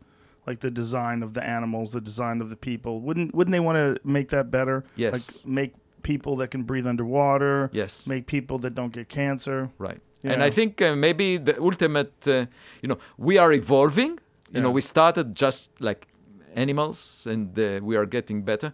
But eventually it may be silicon-based things that will be the future. Well, that's the speculation that people have when they look at the archetypal alien, right, with the large head and no genitals, that what that is some sort of an advanced version of intelligent life, like that life as life becomes sort of immersed in the world of technology, they have these symbiotic relationships where their parts get replaced by artificial parts, which we see now with people. We see artificial limbs and artificial... Yeah. And I think, any form of life, even biological life that we find on another planet, we will be shocked when we see it. Yeah. For example, the nearest star to us is called Proxima Centauri. Now, it's not like the sun. It's much smaller, 12% of the mass of the sun. And it's much fainter. But it has a planet close enough so that life can be on the planet. The planet has a permanent day side. It's facing the star because it's so close to the star, 20 times closer than the Earth is from the sun. That planet, Proxima b, is facing the star with the same side. So there is a permanent day side. Like the moon. Yes, exactly, like the moon, and a permanent night side. And the permanent day side is warmer than the permanent night side. That's what we think. Now, my daughters said that the real estate value would be highest in between the day side and the night side because you will have a permanent sunset strip there. And, if you want a home, that would be a perfect vacation place, kind of. But if you think about the animals that may exist on the day side and on the night side, they would be very different. And also the ones on the day side, since the star is much colder than the sun by a factor of 2 or so, it's cooler, like 3,000 degrees instead of almost 6,000 degrees for the sun. Then most of the light emitted by the star is infrared. So these animals would have infrared eyes. Not like our eyes detect sunlight. That's what we have. But on that planet, Proxima b, the closest planet, habitable planet to the solar system, you need infrared eyes to survive. So these animals would be something very different. They will have infrared eyes. I don't know how they would look. I think even if we find evidence for biological life, it would be shocking to us. Not to speak about, technological instrumentation. If they're much more advanced than we are, it would look like magic to us. An approximation to God. It will do things that are really crazy for us. Yeah. So when you think about taking a 3D printer and genetic material and recreating life on other planets, I mean, it sounds crazy to say today, but no crazier than a cell phone would be if you put it in the hands of someone who lived in the first century Well, AD. it's not completely crazy because there is a colleague of mine, a Nobel laureate at Harvard, Jack Szostak, has a laboratory in which he's very optimistic that he will produce synthetic life, meaning starting from building blocks, chemical building, and making a living cell. That sounds like a horror movie, doesn't it? No, why? You can. Because it gets out of hand. Like some guy decides, I'm going to make something. I'm going to make a giant Wolverine. Well, you have to trust that guy. You know? I don't trust anybody like that. I don't trust anybody with new life. Just Yeah, but you could be can't a prevent it. disaster. It's just like, the exploration of the atom that led to Yes. eventually nuclear weapons. You can't stop science. No, you can't. So I think it will happen in the next few decades that we will be able to create synthetic life. Did you have an interest in extraterrestrial life before this? And has it changed at all? No, so I can tell you, maybe a decade ago, I was working on detecting radio waves from hydrogen, the most abundant element in the universe, from early cosmic times. And astronomers built observatories to test the calculations that I've worked on. And then one of the problems was that radio stations, TV stations, would introduce interference to these observatories because they operate at the same frequencies. So I said, oh, wait, if we are producing interference, can't we use these telescopes to also to eavesdrop on other civilizations? I Love Lucy, radio transmissions, with the same instruments. So that was my first paper on the subject. Then I was in Abu Dhabi. I was invited to give a talk in Abu Dhabi, even though I'm Israeli, I'm also American, so it was fine. I went there. And then the tour guide showed us around, also went to Dubai. And then he was bragging. He said, these lights at night, he was showing us around, they can be seen from the moon. So then that inspired me to consider the possibility of us seeing artificial lights from a distance. So with a colleague of mine, Ed Turner, we asked, how far away can the Hubble Space Telescope see the city of Tokyo? And we found that on Pluto, if there was a city like Tokyo on Pluto, we would be able to detect it with the Hubble Space Telescope. That was my second paper on this subject. Wow. But there is no city like Tokyo on Pluto. Well, that would also assume that, what's interesting is the type of light that you were talking about being infrared light on this small planet. Uh-huh. It would be really interesting if a civilization figured out a way to avoid light pollution. Because I think light pollution is one of the biggest impediments to us understanding our position in the universe, because we don't see the universe anymore. We just see a dark sky. Unless you send a space or unless you go somewhere. Telescope. Yeah. I mean, we do have... Well, you can go to the middle of the wilderness and look up on a dark night, right, and you can see everything. And it's stunning. It is stunning. I went to the Keck Observatory in Hawaii once during a dark moon, or when there's no moon on the sky, and it was amazing. You could see amazing. Everything. You see the full Milky Way. By the way, I'm a theorist. I work mostly with ideas. So we visited Australia. I was invited for a month. We went to Tasmania, and there are no city lights in Tasmania, and there was no internet connectivity. So I was forced. I couldn't check my email. I was forced to go out at night and look at the sky. Yeah. And suddenly I see the Milky Way in its full glory, and the Andromeda Galaxy, things that I've talked about through my scientific papers, out there. It's amazing. Yeah. In particle physics, you talk about the Higgs boson, you talk about particles, you never see them. Right. I mean, here in astronomy, we're talking about real things out there. And light pollution prevents us from seeing them on every day.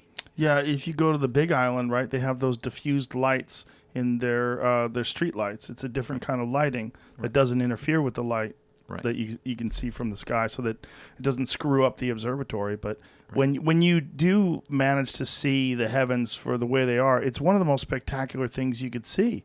Right. And the fact that that we're blind to it in most of the Western world because of the civilization that we've created that's all light based. There's lights everywhere, and it's I think it's responsible for our detachment, or there's a lack of wonderment that comes with the universe. That's right. That's because it's just dark. That's what Henry Thoreau, he wrote about the fact that the modern technological life prevents us from seeing nature.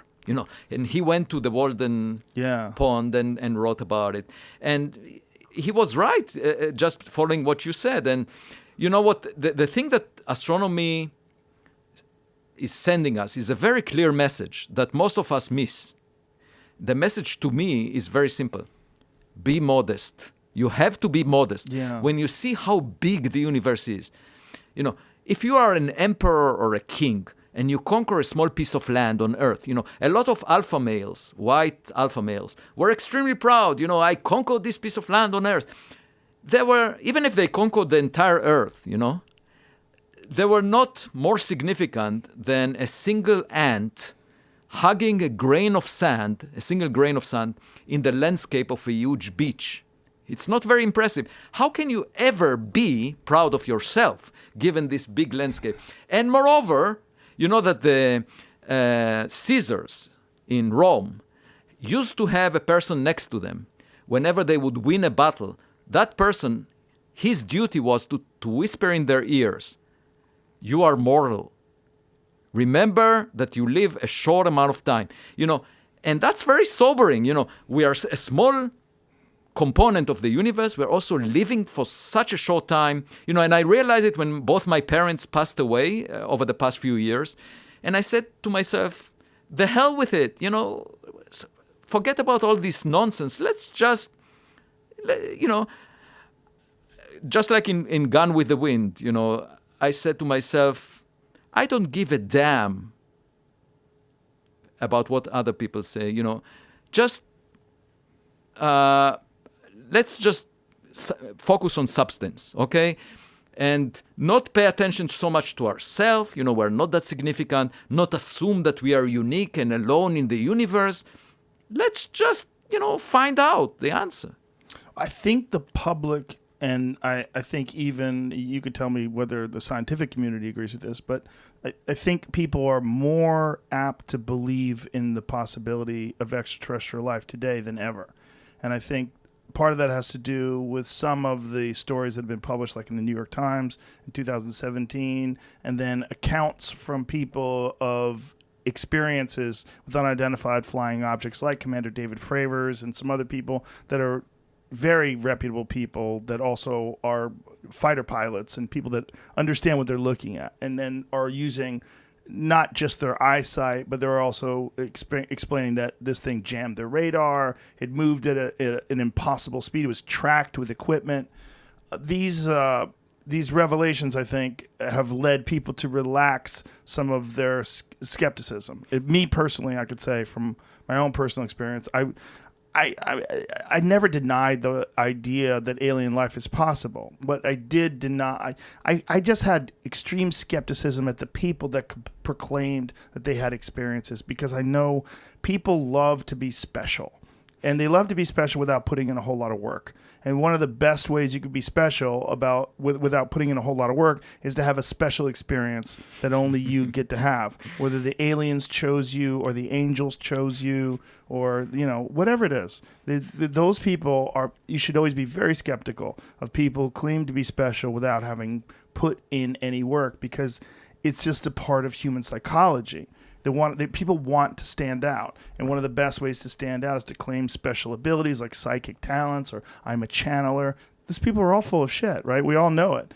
But with extraterrestrial life, there's this other component, and that component is the vastness of the universe, the Fermi paradox, the fact that there's hundreds of billions of galaxies, hundreds of billions of stars in each galaxy. And we just have no idea. Right. We literally have no idea, and we do know there are planets out there. But actually, yeah, exactly. That last bit that you mentioned is the thing that is important news for me as a scientist. The fact that, people used to say, we don't know how many Earth-Sun systems exist similar to ours. And by now, it looks like it's pretty typical. And that's, again, the Copernican principle coming back to you, saying, not only that you are not at the center of the universe, but what you find around you is extremely common. Half of the sun-like stars have an Earth-like planet. Yes. So how dare you? It says to you in the face, how dare you think that you are special? Yeah. And yet, a major portion of the scientific community says, oh, technological life, that sounds like a speculation. But it exists right here. Well, that's what the Fermi paradox was, right? If there's all this possibility of life, where is it? Well, so first of all, it may be all around in the sense that the signal is faint. You need to reach a threshold in the tech. So maybe there are lots of signals humming in the background, but we haven't yet developed the sensitivity to detect them. And an example for that is gravitational waves. These are ripples in space and time, just like ripples on the surface of a pond. According to Einstein's theory of gravity, space and time are not rigid. You can actually perturb them. You can create ripples. And for example, when two black holes collide, they generate ripples, and these are called gravitational waves. And the LIGO experiment was designed to detect those waves. And at first, the astronomy community was very much opposed. When I was at the beginning of my career, I heard a lot of senior people saying, let's not even try to detect gravitational waves. There is no hope for that. Forget about it. And we don't even know if they exist. And there were a few administrators at the National Science Foundation that decided that this is a worthy cause. And there was a leader of the experimental effort, Ray Weiss, that was pushing for it. And he got the Nobel Prize together with two other people. And eventually it was funded. And in 2015, the instrument was sensitive enough to detect the first signal. And it was a booming signal. And then after that, we have tens of events over the subsequent years that were detected. So it opened up a flood of signals showing in the detector, and it only was a matter of reaching the threshold sensitivity, So I say the same thing. It's very, the signals may be very subtle. It's very difficult to detect a spacecraft, for example, because it sends very little power, in your direction. So I don't know what the signal is of a technological civilization, but once we reach a sensitivity, we might find the universe humming, the galaxy humming with living, Or there is another possibility that most of them are dead by now. But we can still do archaeology and find evidence for them, because that would help us avoid the mistakes they made and try not to share their fate, not destroy ourselves. Have you spent much time thinking about the various kinds of technology that these different civilizations in the universe could possibly have created? Meaning they might have a completely different atmosphere, a completely different understanding of gravity, a completely different combination of elements on their planet. Right. And that our perception or our contemplation of what could be possible is really just based on what we've already observed and experienced, which is such a small portion of the universe. That's right. Now, what we can imagine is based on our experience. Yes. And when you go on a date, you look at the mirror and you imagine the other person, being, genetically similar to you, and that's not a bad assumption because we all share the same heritage, as humans. But when you meet another life from a completely different planet that had nothing to do with Earth, for the first time, there is a chance that it would look nothing like we are familiar with. Right. Very different. As you say, the conditions are different. The cake that was baked out of the same chemical soup ended up looking very different. It's a chocolate cake, not a cheesecake. It's something very different. And when a chocolate cake meets a cheesecake, it wouldn't really figure out what's going on there, It's also possible, right, that they can have a different kind of environment that doesn't lend itself to the sort of territorial behavior that we have. It's quite possible. Like other intelligent life, like orcas, for instance. They don't go to war with other orcas. That's right.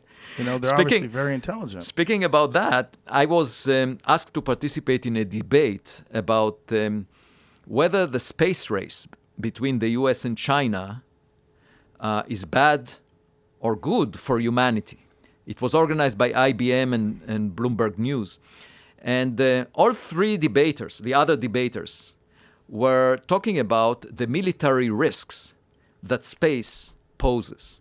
If you put satellites or things that hover above the Earth. It's a military threat. And therefore, we should reach international agreements so that we don't explore space too much. And I was just puzzled by this because, we live on a two-dimensional surface of the Earth. And of course, there are risks from things hovering above the surface, but space is all about going in the third dimension, far away from Earth. So if you go to Mars or you go to the stars, as we are contemplating in the Starshot project, there is no military threat to Earth from doing that. It's very narrow-minded to think that space is all about military threats. There is also interest from the commercial sector, Elon Musk, Jeff Bezos, to go to Mars. And that would benefit the global economy. The way I think of space exploration, as I think of science in general, it's a unifier.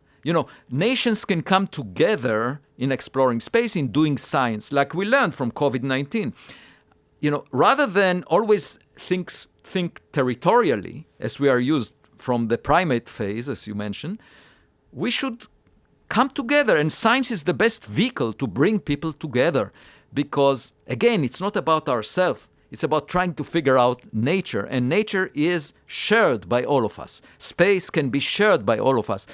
So it's not about one nation capturing a piece of land or getting ahead of other nations. It's about all of us working together. I agree with you, but you also know that the way most nations think about military superiority, they think about technological superiority. They think about having the ability to do something that these other nations can't do, and that would put you at some sort of a tactical, strategical advantage, like having some sort of a satellite with nuclear weapons that's hovering above a city. Like that they could do things like this that we can't do yet, or that having the ability to go to Mars and return before any other nation would show that they have extreme technological superiority. They can actually go to other planets. I agree with you, but why can't we work as one team? So if we find, for example, evidence for another civilization, don't you think that would give us a sense that we are part of the same team? Because now there is another team out there. That was the old Ronald Reagan speech. Did you ever see that speech? And I agree with Ronald. Yeah, I do too. Reagan. Yeah. I think that would open up our eyes, and it would be very humbling. In fact. Yeah. So here is another advantage to working on this subject, right? How do you think people would handle like undeniable extraterrestrial visitation? Like if there was a mothership that hovered over the White House, and just, sent some sort of a message that we had to interpret and made some sort of a very clear demonstration of its presence. Well, if it says, take us to your leader, we have to say, wait until January 20th. Even then. But really, the issue, I think, the smart thing to do is listen. If you get into a room full of strangers, you don't want to speak out very loudly because one of them may smash you. Of course. Yeah. So if they show up, we should listen. Yes. Yeah, but let's listen and figure out what to do. It's also the problem. We all have these countries. They're run by different people in different styles. We have different philosophies, and we have very different political climates in different parts of the world where some people can't speak up. Some people are completely under the thumb of their own government and their military. Mm-hmm. And it would be really weird to see if it's possible for human beings to have a sort of a universal reaction to superior intelligence. Oh, no, I think it's very naive to expect humans to behave the same way. I mean, Right. different people, different nations will. And I don't think there is a protocol because the United Nations never thought about designing a protocol for dealing with a situation like that. Right. And many people say, let's not think about it because we have problems that are much more serious here on Earth. And to them I say what Oscar Wilde used to say. He said, we are all in the gutters, but some of us are looking at the stars. Don't you think that's a fitting statement? It's very fitting. The idea that we have bigger problems is kind of hilarious too. Because if they came down here and they decided to do whatever they wanted, that would be our biggest problem. I mean, if you have something that's capable of interstellar travel with a giant ship that has, millions of little aliens on it, that just decide to take over, that's our biggest problem. I agree. Anything that can travel here easily from another planet, that's our biggest problem. It's maybe problem is the wrong word. That's something that demands our attention. But we were careless for a century because we transmitted radio waves. By the way, the brightest transmissions that we produced were anti-ballistic missiles radars. Really? We produce very bright emission in the radio wave, and it's now progressed to a distance of about 100 light years. So there is this bubble of radio waves that we produced. And if there is any civilization with radio telescopes similar to what we have, they can detect us. Yeah. And of course, it will take a while for them to respond, but we already shouted into this room of strangers without being careful. Yes. And that is a sign of not being intelligent, by the way. Well, I don't know if it's a sign of not being intelligent. It's a sign of not understanding the ramifications of what you've created or the actions. Yeah. But we may suffer the consequences decades from now. Or we may get a visit from, the anthropologists of the space. Uh-huh. That's what I would hope, that something would come down here that understands what we're going through, that has probably gone through a very similar path. That if there is like I know that there's different cakes and there's different ingredients for cakes, but they're at the end of the day they're all cakes. Uh-huh. And we can go, oh, that's a cheesecake. There's a carrot cake. I get it. Like I would imagine that something that's so intelligent it can come here from another planet probably understands the variables. Yeah, but look at the possibilities of life. But look at the Americas. When the Europeans came over, you would have expected the Europeans to behave better. Well, they didn't know anything about diseases, first of all. No, That's but what they killed 90% of the people. I know, but still, it's not obvious that a visit is to your benefit. That's true. That's true. Well, in that case, it's actually been proven by history that every single time a civilization has been visited by a far more advanced civilization, it's been disastrous for the original civilization that gets visited. Mm-hmm. Whether it's the Americas or, you can go throughout time. This has always been the case in history. Mm-hmm. When they, with the Aztecs, it happened with everybody. But my message is simple. If you close your eyes and you refuse to admit the possibility that they are out there, you might be surprised one day, right? You might be really surprised. Do you pay much attention to science fiction? Do you watch? No. There's I'll some tell pretty you why. good visitation movies. I don't enjoy most of the literature on science fiction, most of the films, because they violate the laws of physics. So when I see something that doesn't make sense according to what I know about physics, I cannot enjoy it because, I stop there and I say, well, forget about the storyline. It doesn't make any sense. I understand. Yeah. What movies have violated the laws of physics to you? Most of them, but the ones I really liked are Gravity, The Martian. They violated, but not in a very blunt way. So right, they didn't beat you over the head with stupidity. No, there were some aspects of the storyline that didn't make any sense, like hopping from one satellite to another. That's very difficult to do. Right. Yeah. There's a bunch of it. Neil deGrasse Tyson went into detail about all the problems with gravity that he found. There was a movie that was made by the guy who made Ex Machina. It was his follow-up movie that was about extraterrestrial life that was pretty interesting. It was really bizarre. And the way it was done, there was a couple little hokey moments in it, but I thought it was really interesting. Yeah, I think I saw it and I liked it. Yeah.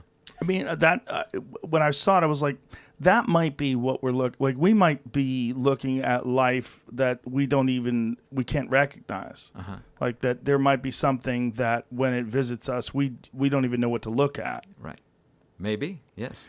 The good thing about science fiction is that it explores possibilities that we haven't imagined before. And in that sense, it broadens our view. So I think it's a good exercise for us to imagine things we've never thought about. But when they violate the laws of physics, I have a problem with that. Oh, I can completely understand. Have you paid much attention to various UFO encounters that have been reported by people? Have you ever looked into those? Well, I read some of the stories. And I'll tell you what my concern was, that 50 years ago, we had some cameras and some recording devices that were not very sophisticated. Now they are much better.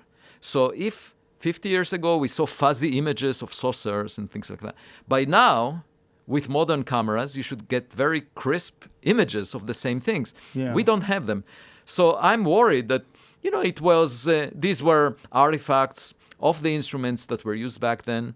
What I would like to do instead is have a scientific study of the reports that are recent, and go to those sites, the ocean, where the Nimitz was, and try to examine this. Now, the reason it's important is because there is also a national security element here, which means that perhaps other nations have technologies that we don't know about.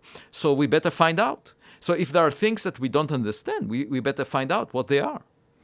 Well, that's absolutely true. Like if there is something that can do what Commander David Fravor experienced, but it's not extraterrestrial, it's actually from China or from Russia, that puts them at a significant advantage, a crazy advantage that we can't even imagine something that's that sophisticated. But they don't believe that's the case. They think our understanding of physics is pretty universal, right? In terms of like the highest intellects in various continents, right? Yeah, these looked like very peculiar maneuvers that they reported about. And all I say is that we should use scientific instruments to record it again with much better data and examine this. Yeah, why not look at something like if you this, have though? a monster in front of you, I want to look at it straight at the eyes and figure out what it's about. Yeah. Other people say, there is no monster, forget about it. Well, I mean, who would fund something like this? This is the real problem. Like, if the government funds it, then they could deem what gets released, what the public can handle, what they can't handle, and whether or not there's a military application. That. Well, the same funding agencies that fund scientific research, open scientific research, can allocate a small fraction of their funds. This should not be very expensive. You don't think it would be very expensive? No, to try because to we UFOs? study the environment in many different ways, and you just deploy a set of instruments with sensors in the geographical locations of where the reports were, and you put the best sensors you have and systematically study the region and figure out what's going on. The thing is, you would have to get the approval of the military. Like, if you wanted to go to where the Nimitz is, you wanted to go to any of these offshore areas that are in international waters, you would have to get some sort of approval. Sure, but why wouldn't they give it? I mean, in principle, if they want to figure out what the reports are about. I don't know if they do want to figure it out. The way Commander Fravor explained the experiences they were having off the coast of San Diego, he said they were basically just at a loss for words, didn't understand what these things were, but had been experiencing them on multiple occasions, and had just sort of like shrugged their shoulders and said, let's just not talk about this. No, but imagine you have a medical condition that you cannot understand. And wouldn't you want the medical community to address it and figure out what it is? You have some disease or something. So the same thing here. Something that you cannot explain is happening, and you want to figure it out. So I say, look at it straight in the eyes, figure out what it is. Just collect more data, the way science does. And it's not a major investment of funds, So what disciplines would you draw from? If you let's pretend that President Biden says, Avi, I like what you're saying. Let's make this happen. Okay. Who do you bring in? What do you do? Like, would you bring in biologists? Do you bring in physicists? No, Do you bring in just physicists? Yeah, because physics is a unifying theme. You can anything obeys the laws of physics, right? So physicists work with measurement devices, instruments that can record the data. Now, if the data shows something that is biological, then you need a biologist to interpret it. But most likely it will be physical objects doing something, or artifacts, or natural phenomena, something. You just figure out, you collect more data, you figure it out. What's the problem? The good thing about science is it allows you, without prejudice, to try and figure out, just as I was mentioning with a plumber, I have a problem with my faucet, with my pipe. I bring in a plumber, we start to put diagnostics, figure out where it's coming from. And So science is a way of life. It's not an occupation of the elite, and there is no taboo on checking something. It makes no sense. Everyone should be engaged in an open mind, figuring out what it is. Just like we do it, in the Dark Ages, some people had a problem dissecting bodies, human bodies. They said that the body has a soul attached to it. There are some magical properties that we should not intervene. Imagine modern medicine, not allowing to dissect bodies. How would we ever arrive at the health, all the advantages in medicine and health care and so forth that we have right now? So the way that science makes progress is relying on evidence, collecting evidence without fear. Why should we be fearful? Let's just figure out what it is. If we care about it, obviously the public cares about it. Obviously the public pays taxes. So we should pay attention to what the public wants. I think the public would definitely want it. But my question is also, how would you implement it? Like, if you're dealing with these things that are very unique experiences, like say if we only have one or two legitimate unique experiences like this. First, we isolate those cases. But you also have to deal with the fact that this thing's flying at this insane rate of speed. You'd have to try to find it. But again, the Copernican principle would say that the fact that they were noticed at one time in one place cannot be extremely rare. If they were noticed during that time in that region, there are more of them. Why do you say that, though? Because otherwise it will require a privileged circumstance, But it could be a privileged circumstance No. if it was an exploratory mission. Like if someone goes to a place in the world and visits an uncontacted tribe, that uncontacted tribe is uncontacted, meaning no one has visited them. So that time that they go there is a very unique time. Yes. Now, we're talking about on one planet. But if something comes from another planet and visits us with the same spirit of trying to find things and visit things, but it's only done it once, it could be a unique experience. It could be, but never the replicable. chances for that would be small, because what is the chance that the pilots would be at the right place at the right time and that they would be the target? I I don't think necessarily think they were the target.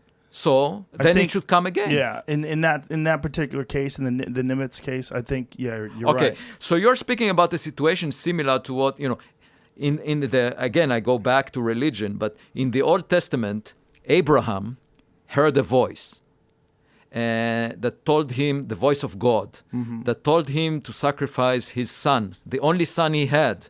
He was about to sacrifice his son, Abraham. Yeah. But imagine that he had a cell phone with a voice memo app. He would press that app and record the voice of God. That would convince everyone, all humanity, that God exists. He didn't have that app. Right. So obviously you can make up stories, anyone can say anything, but if we have the instrumentation to record the data in a precise manner, that's the best we can do. So I agree with you. It's possible that that Abraham indeed witnessed God, and that since then God never spoke, only once. Then we have no choice, either to believe the story of Abraham or not. But if God speaks again, now we have these apps. We can record it. That's a funny way of looking at it. I think that makes a lot of sense, but it is a very funny way of looking at it. Look, all I'm saying is common sense. The only thing I'm surprised by is that other people didn't say it already. There's been, when you get into the real spectacular hypothesis or theories about extraterrestrial life, one of the more spectacular ones is interdimensional travel, and that these are interdimensional beings that visit us using some completely different understanding of how the universe works. Have you ever thought about these or looked into these? So I can speak only from the point of view of a scientist. And space and time in science, in physics, are currently described by Einstein's theory of gravity. So as of now, we don't know how to move faster than light between 2 points in space. But there are ideas about a wormhole, for example, connecting. We don't know if there are other dimensions. People talk about them, but we have no clue. So I would say, if I had to summarize the scientific literature, which is not It's quite extensive on these issues. I would say that as of now, we have no clear idea whether this is possible. Okay? We are limited in our knowledge. It may be possible, what you're saying, but I wouldn't, at this point in time as a scientist, I wouldn't consider it as a possibility that is likely because we have no clue. And this is based on so your interpretations of quantum physics when they're discussing dimensions and that this is basically just theoretical. This is completely theoretical. At the moment, I can explain that at the moment they are working actually in a space-time that is called anti-de Sitter space, which is not shared by us. This is not the space-time that we work in, that we inhabit. But the reason they work there is because they can solve the mathematics in that space. It's sort of like looking for your keys under the lamppost. You can find them under the lamp, but they may not be there. So there is a whole community of people that do mathematical gymnastics in a space-time that is not represented in reality. And they talk about extra dimensions and give each other awards and feel very smart about themselves. But I say, look, let's be realistic here. Until you demonstrate that what you're doing is connected to reality, until you find experimental evidence, this is not physics. Now, what is it then? Because for someone like me, it's mathematics. It's mathematical gymnastics. Now, there are philosophers, I should say, some philosophers that support them. They say if a bunch of physicists agree on an idea for a decade, it must be right because they agreed that it's a good idea. I say it's not up to them to agree on. I mean, a lot of people agreed that the sun moves around the earth, but it was not necessarily reality. So, when you have a big enough group of people, they can agree on something and feel comfortable. That's how cults work. Yeah. But you don't expect that in science. Right. But it is kind of cultish. And that's one of the criticisms that I've heard about people in quantum mechanics and quantum physics, that when people talk about it, they say, God, it sounds kind of cultish. Well, there is quantum physics which is rooted in experiments, solid-state physics. Right. What we are talking about is quantum gravity, the unification of quantum mechanics and gravity that is called string theory or extra dimensions. Yes, so quantum physics has aspects that connect directly to experiments, and they are very well documented and part of the standard practice of physics. The way I see it is just like this oath that medical doctors take. They take an oath that represents their profession. I think that physicists should take an oath that I call the Galilean oath, whereby an idea that you propose should be testable. One idea at least that you work on should be testable by experiments during your life. You should put some skin in the game. You can't just say, oh, my theory will explain anything, irrespective of what is being found. There are such theories that physicists brag about because they say, irrespective of what the experiment will show, the theory will be valid. It's like not putting any skin in the game, And I find that inappropriate. So there is a student at Harvard, a graduate student, in the English department, and she was inspired by my book, which didn't appear yet, but she knows about it, to do a PhD on that theme that I explore.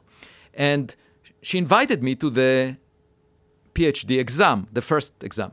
And there was an examiner in the room who asked her, do you know why Giordano Bruno was burnt on the stake? And she said that he was obnoxious and irritated a lot of people, and he corrected her. No, it was because he imagined that life exists on other planets. And the moral of this is that we should we can have testable predictions of theologies that can be tested experimentally. And another example is there are Christians and Jews. The Christians believe that the Messiah arrived already and he will come back again. The Jews argue that the Messiah hasn't arrived but will arrive in the future. So both sides agree that the Messiah will arrive in the future. Let's just wait and see when the Messiah arrives. Ask the Messiah, did you visit us before? And then we can figure it out. So that's another test of theology. But the quantum physics that you are critical of, is it possible that some of that could become significant in the future? That a lot of this crazy mathematics and what you call mental gymnastics that one day will be applicable to some new science? That would be wonderful. But the problem is that the culture that works on this subject is not feeling even the obligation to come up with testable predictions. It's not willing to put skin in the game. It's not willing to say, okay, if you do the experiment and you find this, then this theory would be proven wrong. I mean, I can give you an example. There was a seminar at the Black Hole Initiative that mentioned an implication of string theory to cosmology, to the study of the universe. And I said, oh, this is great. So if we do the experiment and we find the cosmic microwave background to show something, would that rule out string theory? And the speaker said, no, it will just rule out my conjecture about this relation. String theory will always be right. So to me, that's not putting skin in the game. You know, and string theory is almost entirely theoretical. It's entirely theoretical, not almost. It's entirely theoretical, trying to unify gravity with quantum mechanics, but it didn't make a testable prediction as of yet. And that's the issue. Are you intrigued at all about ancient depictions of what some people interpret as extraterrestrial vehicles or flying saucers, whether it's Ezekiel's story in the Old Testament or some of the Vinmanas and the Hindu scriptures? Well, we're back to the story of Abraham. If there was a recording device that could give us the picture, it would, I would examine it and say something more conclusive about it, but the lack of evidence doesn't allow us to say anything. So stories appear everywhere. There was also a recent story about an Israeli claiming that there is a federation of aliens out there. Yes. And what was that about? Yeah, I say, anyone can say anything they want. It's a free country, but the duty of a reporter, a journalist, is to ask for evidence. Right? So if this guy would produce a document, would show a document that demonstrates that what he's talking about makes sense, then pay attention to him and, cover the story. Otherwise, there are lots of people that claim that they are Napoleon. You ask them for their ID and you see that, oh no, they are not Napoleon. Now, if they insist, that there is a place for such people. Yes. Right? So my point is, the duty of a reporter is to check the evidence. And that's also the duty of a scientist. That's a real problem with journalism today, right? Is this clickbait is it's very attractive because that's how they make money. They make money off of people clicking on fantastic stories. That's a very fantastic story, and it actually is not. It's not profitable for them to research it.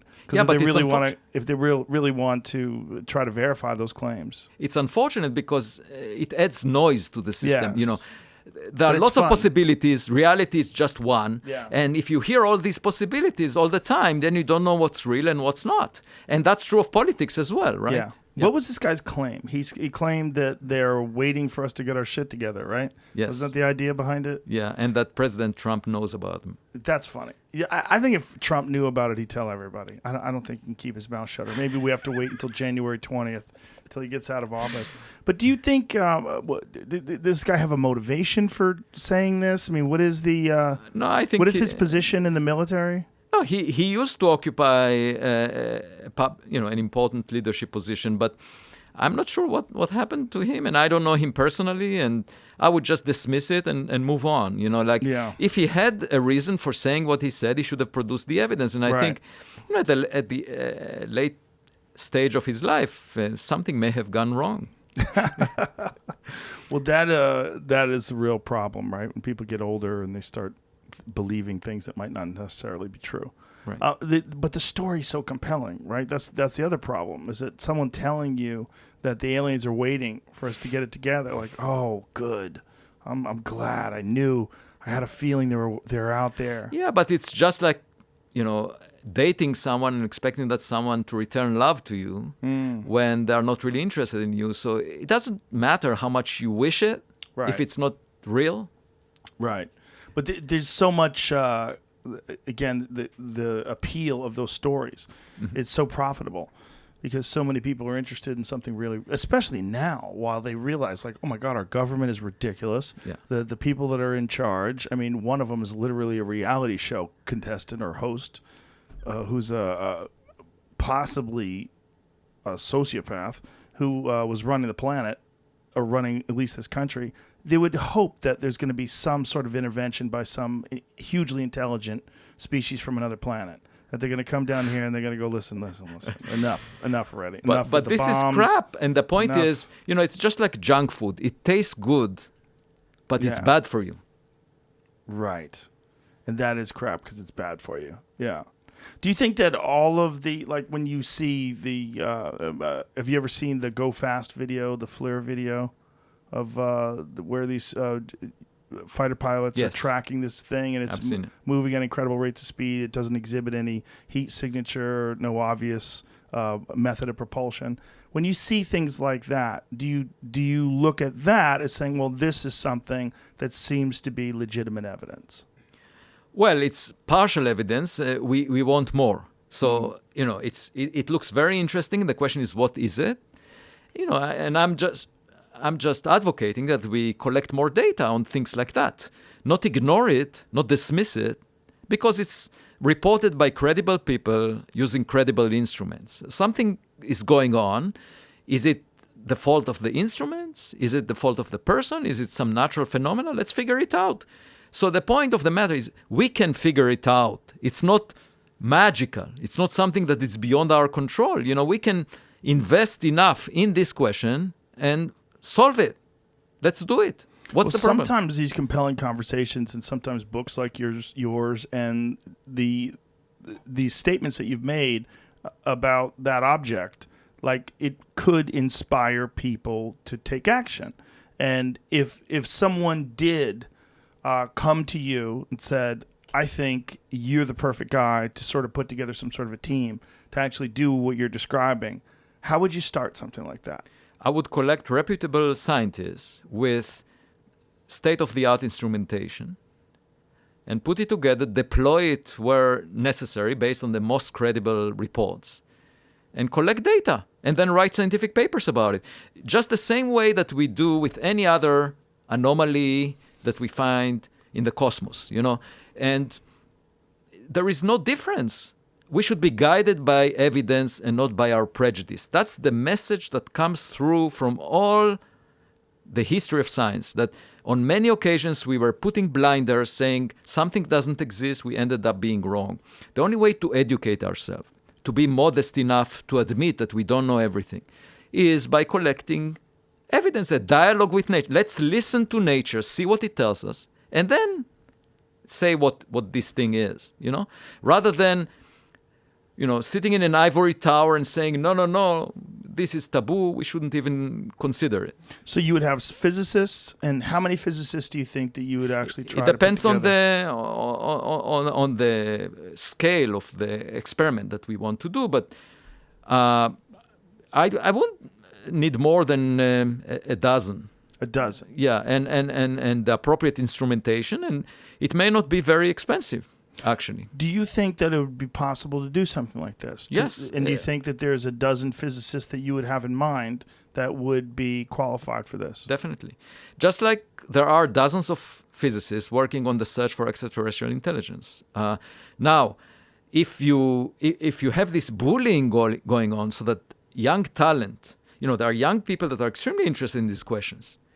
But if they're afraid about their job opportunities, right, afraid of speaking out, afraid of being engaged in this, then obviously, and there is no funding for this, then obviously there will be no results. And it will the situation will continue to be the same way. Now, it's just the way that science was suppressed in the Middle Ages. People just didn't look for a revision in the way they look at the world around them. And they put Galileo in house arrest. And so, of course, it maintained the views at the time. and people were in their comfort zone.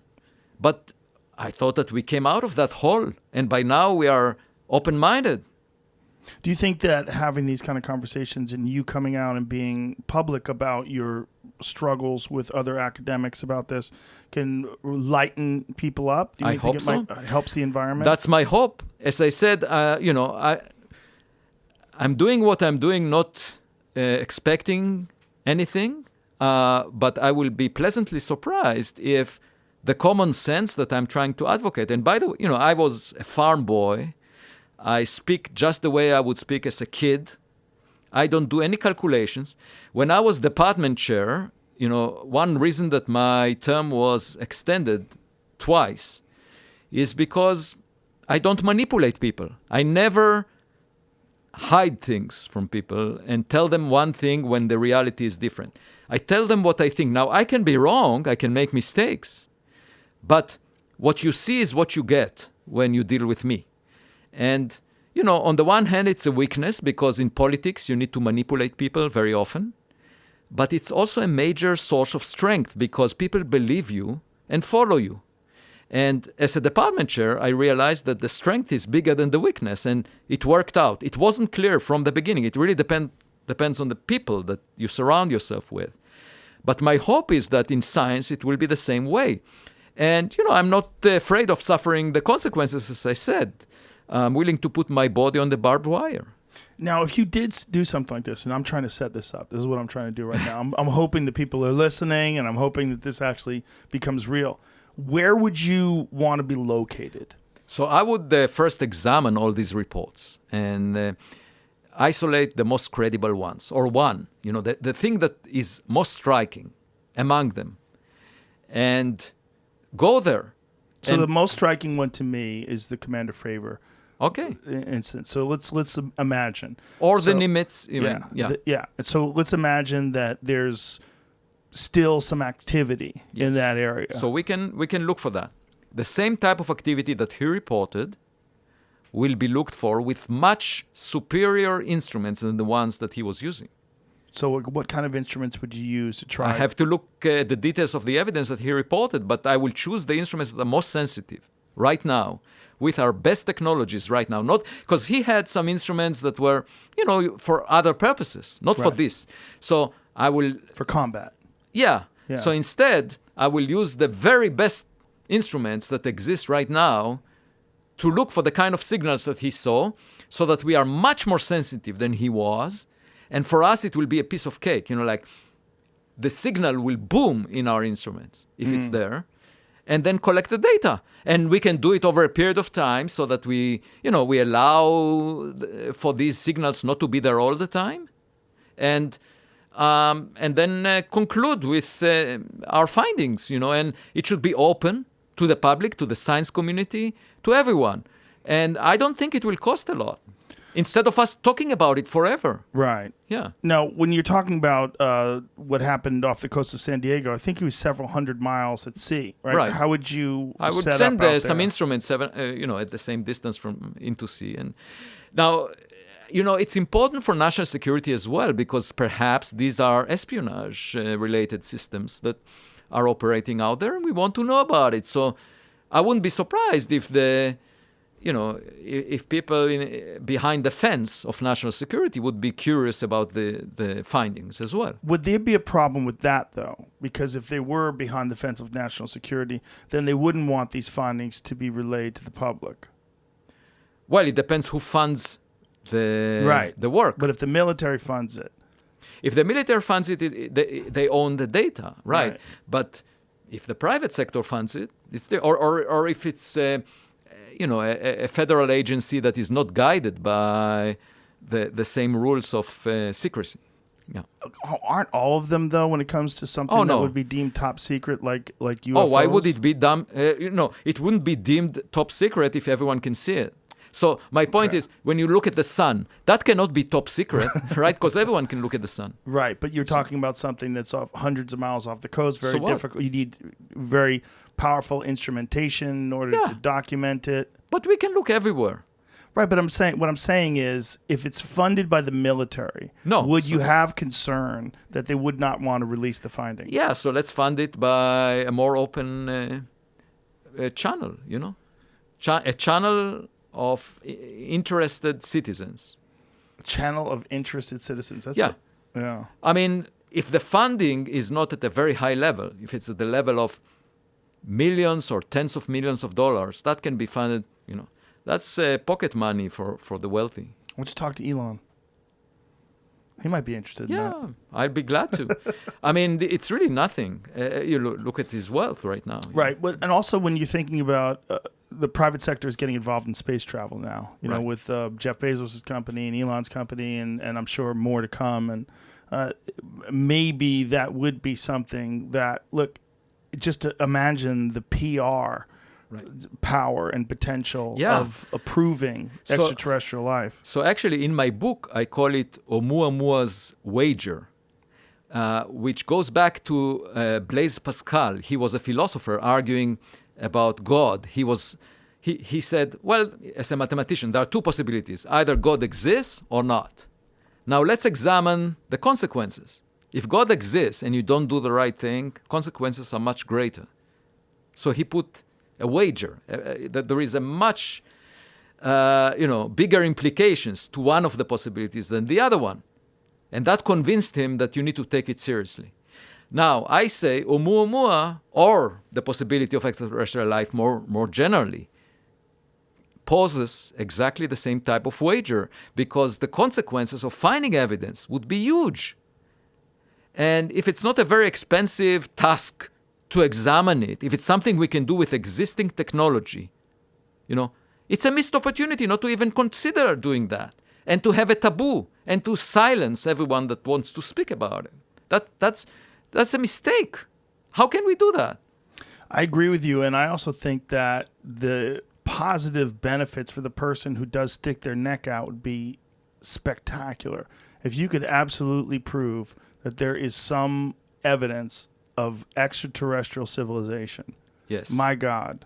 The article that appeared in Haaretz newspaper about my work and in the New York Post, they were, each of them separately, completely differently, separation of a couple of years, were the most read online stories in the history of these newspapers.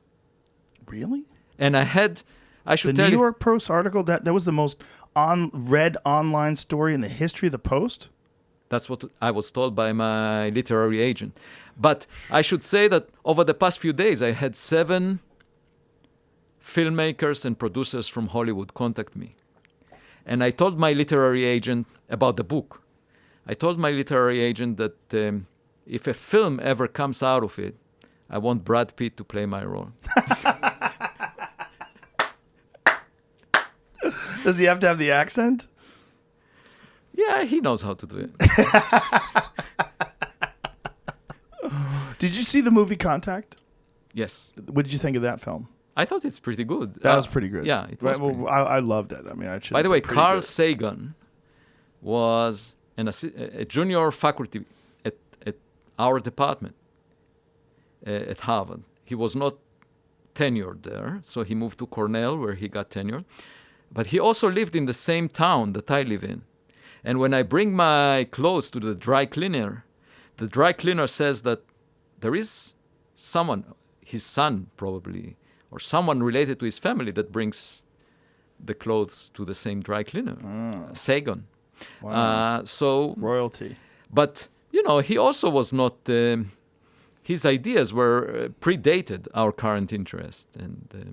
But he was more of a popularizer. He had his program, and right now I'm focusing mostly on the science. That's my main interest. But I think this subject is big enough for a lot of people to come together and make the future better than the past. Well, I think it would be just beyond spectacular if your coverage of Oumuamua and this controversy that's erupted from that this is just one step in the multiple step process of us understanding that we are not alone. I mean, Yes. if you like ring the first bell, if you coming from Harvard, very respected guy, say, hey, this is not normal. Look at this. And then people want to deny it, but then another thing comes up and another thing comes up. And then who knows? Yeah. I mean, it would be pretty amazing. That's what everybody wants, right? I mean, really, people really want is they want to know. They want to know. Like if we are alone, boy, what a mess. What a mess. The story about my paper broke out just around the time of the State of the Union address by Donald Trump, 2018. And it was more popular than what he said in that on the Washington Post or whoever reported it. And I was asked, why do I think that's the case? And I said that people look for uplifting news from the sky because our situation on Earth is not very promising. Well, it's certainly problematic. We've got a lot of shit that's going on that's not so fun. But I think we're all hoping that our civilization is going to get better, and evidence that it's possible to get past this weird period of conflict without destroying ourselves. It would be great if we saw a civilization that has achieved that. And that's what I think we hope for when we think of some intergalactic civilization that comes to visit us. But I think also it changes the way we see ourselves. If we are part of the human species, rather than fight on borders, feel superior relative to each other based on, superficial things, let's come together, build a better future for all of us. Yeah. That's a sign of intelligence. Why not do that? Like, why does that sound weird or strange? It should be the thing that everyone wants to do. I think it's the thing that most people want to do. I just think that what you've experienced is this weird thing that's going on in academia. I think you're experiencing this resistance from people that either they don't want to look foolish or they're upset that you're the one who's come up with this, and then they can't argue against it rationally. There's no real logical reason why what you're saying is incorrect, where they could prove it. Like here, this is why. They don't have that. I think it's very frustrating. Right. Well, sorry, but then, sometimes you have to revise your views of nature. And, quantum mechanics is a very good example. You mentioned it before. It was forced upon us by experiments. And it didn't look natural to many physicists. And in fact, Einstein thought that it makes no sense. And he was saying it has this spooky action at a distance that cannot be real. And then experiments showed that he was wrong, and that we still do not fully understand the meaning of quantum mechanics. Can you explain, just because you've said it a couple of times, explain to people that don't know, what does that mean by spooky action at a distance? Yeah. So in quantum mechanics, entities, objects, are described by a wave function. So you have a probability of detecting an electron at this point, at that point. You cannot imagine the electron as being point-like particle, like a billiard ball, which is located at a particular place. There is some uncertainty so it's sort of like a wave. It's spread over space, okay? Now, what that means is that if you do a measurement of the electron, let's say here, it affects what you will find very far away, because there is a probability distribution of finding it far away and a probability of finding it here. And if I measure it here, it means that it's not there. And this effect is action at a distance, and it can be faster than light. So in other words, you can imagine two experiments done almost simultaneously, without any information coming from one experiment to the other, trying to measure the electron. And if one of them finds, the other one is not able to find it.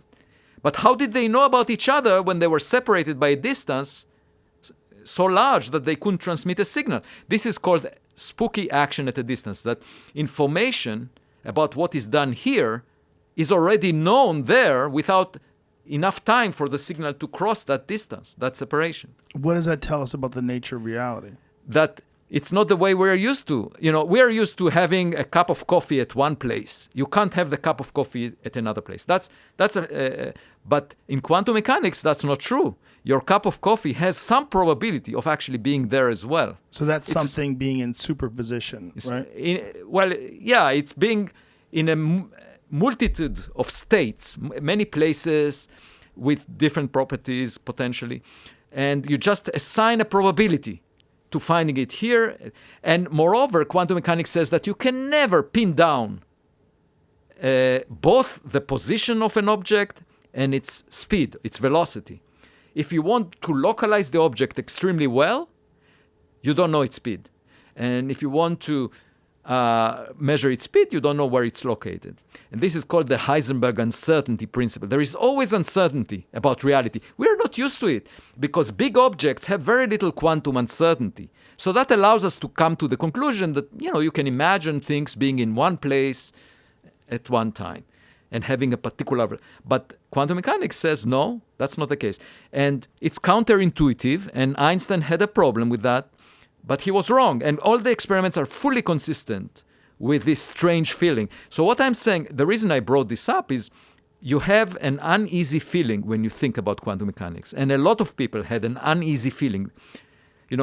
I'm sure that the friend of mine, the colleague that spoke about Oumuamua, would have said about quantum mechanics, I wish it was not there, So, okay, he can wish, but reality is whatever it is, irrespective of whether we ignore it or not.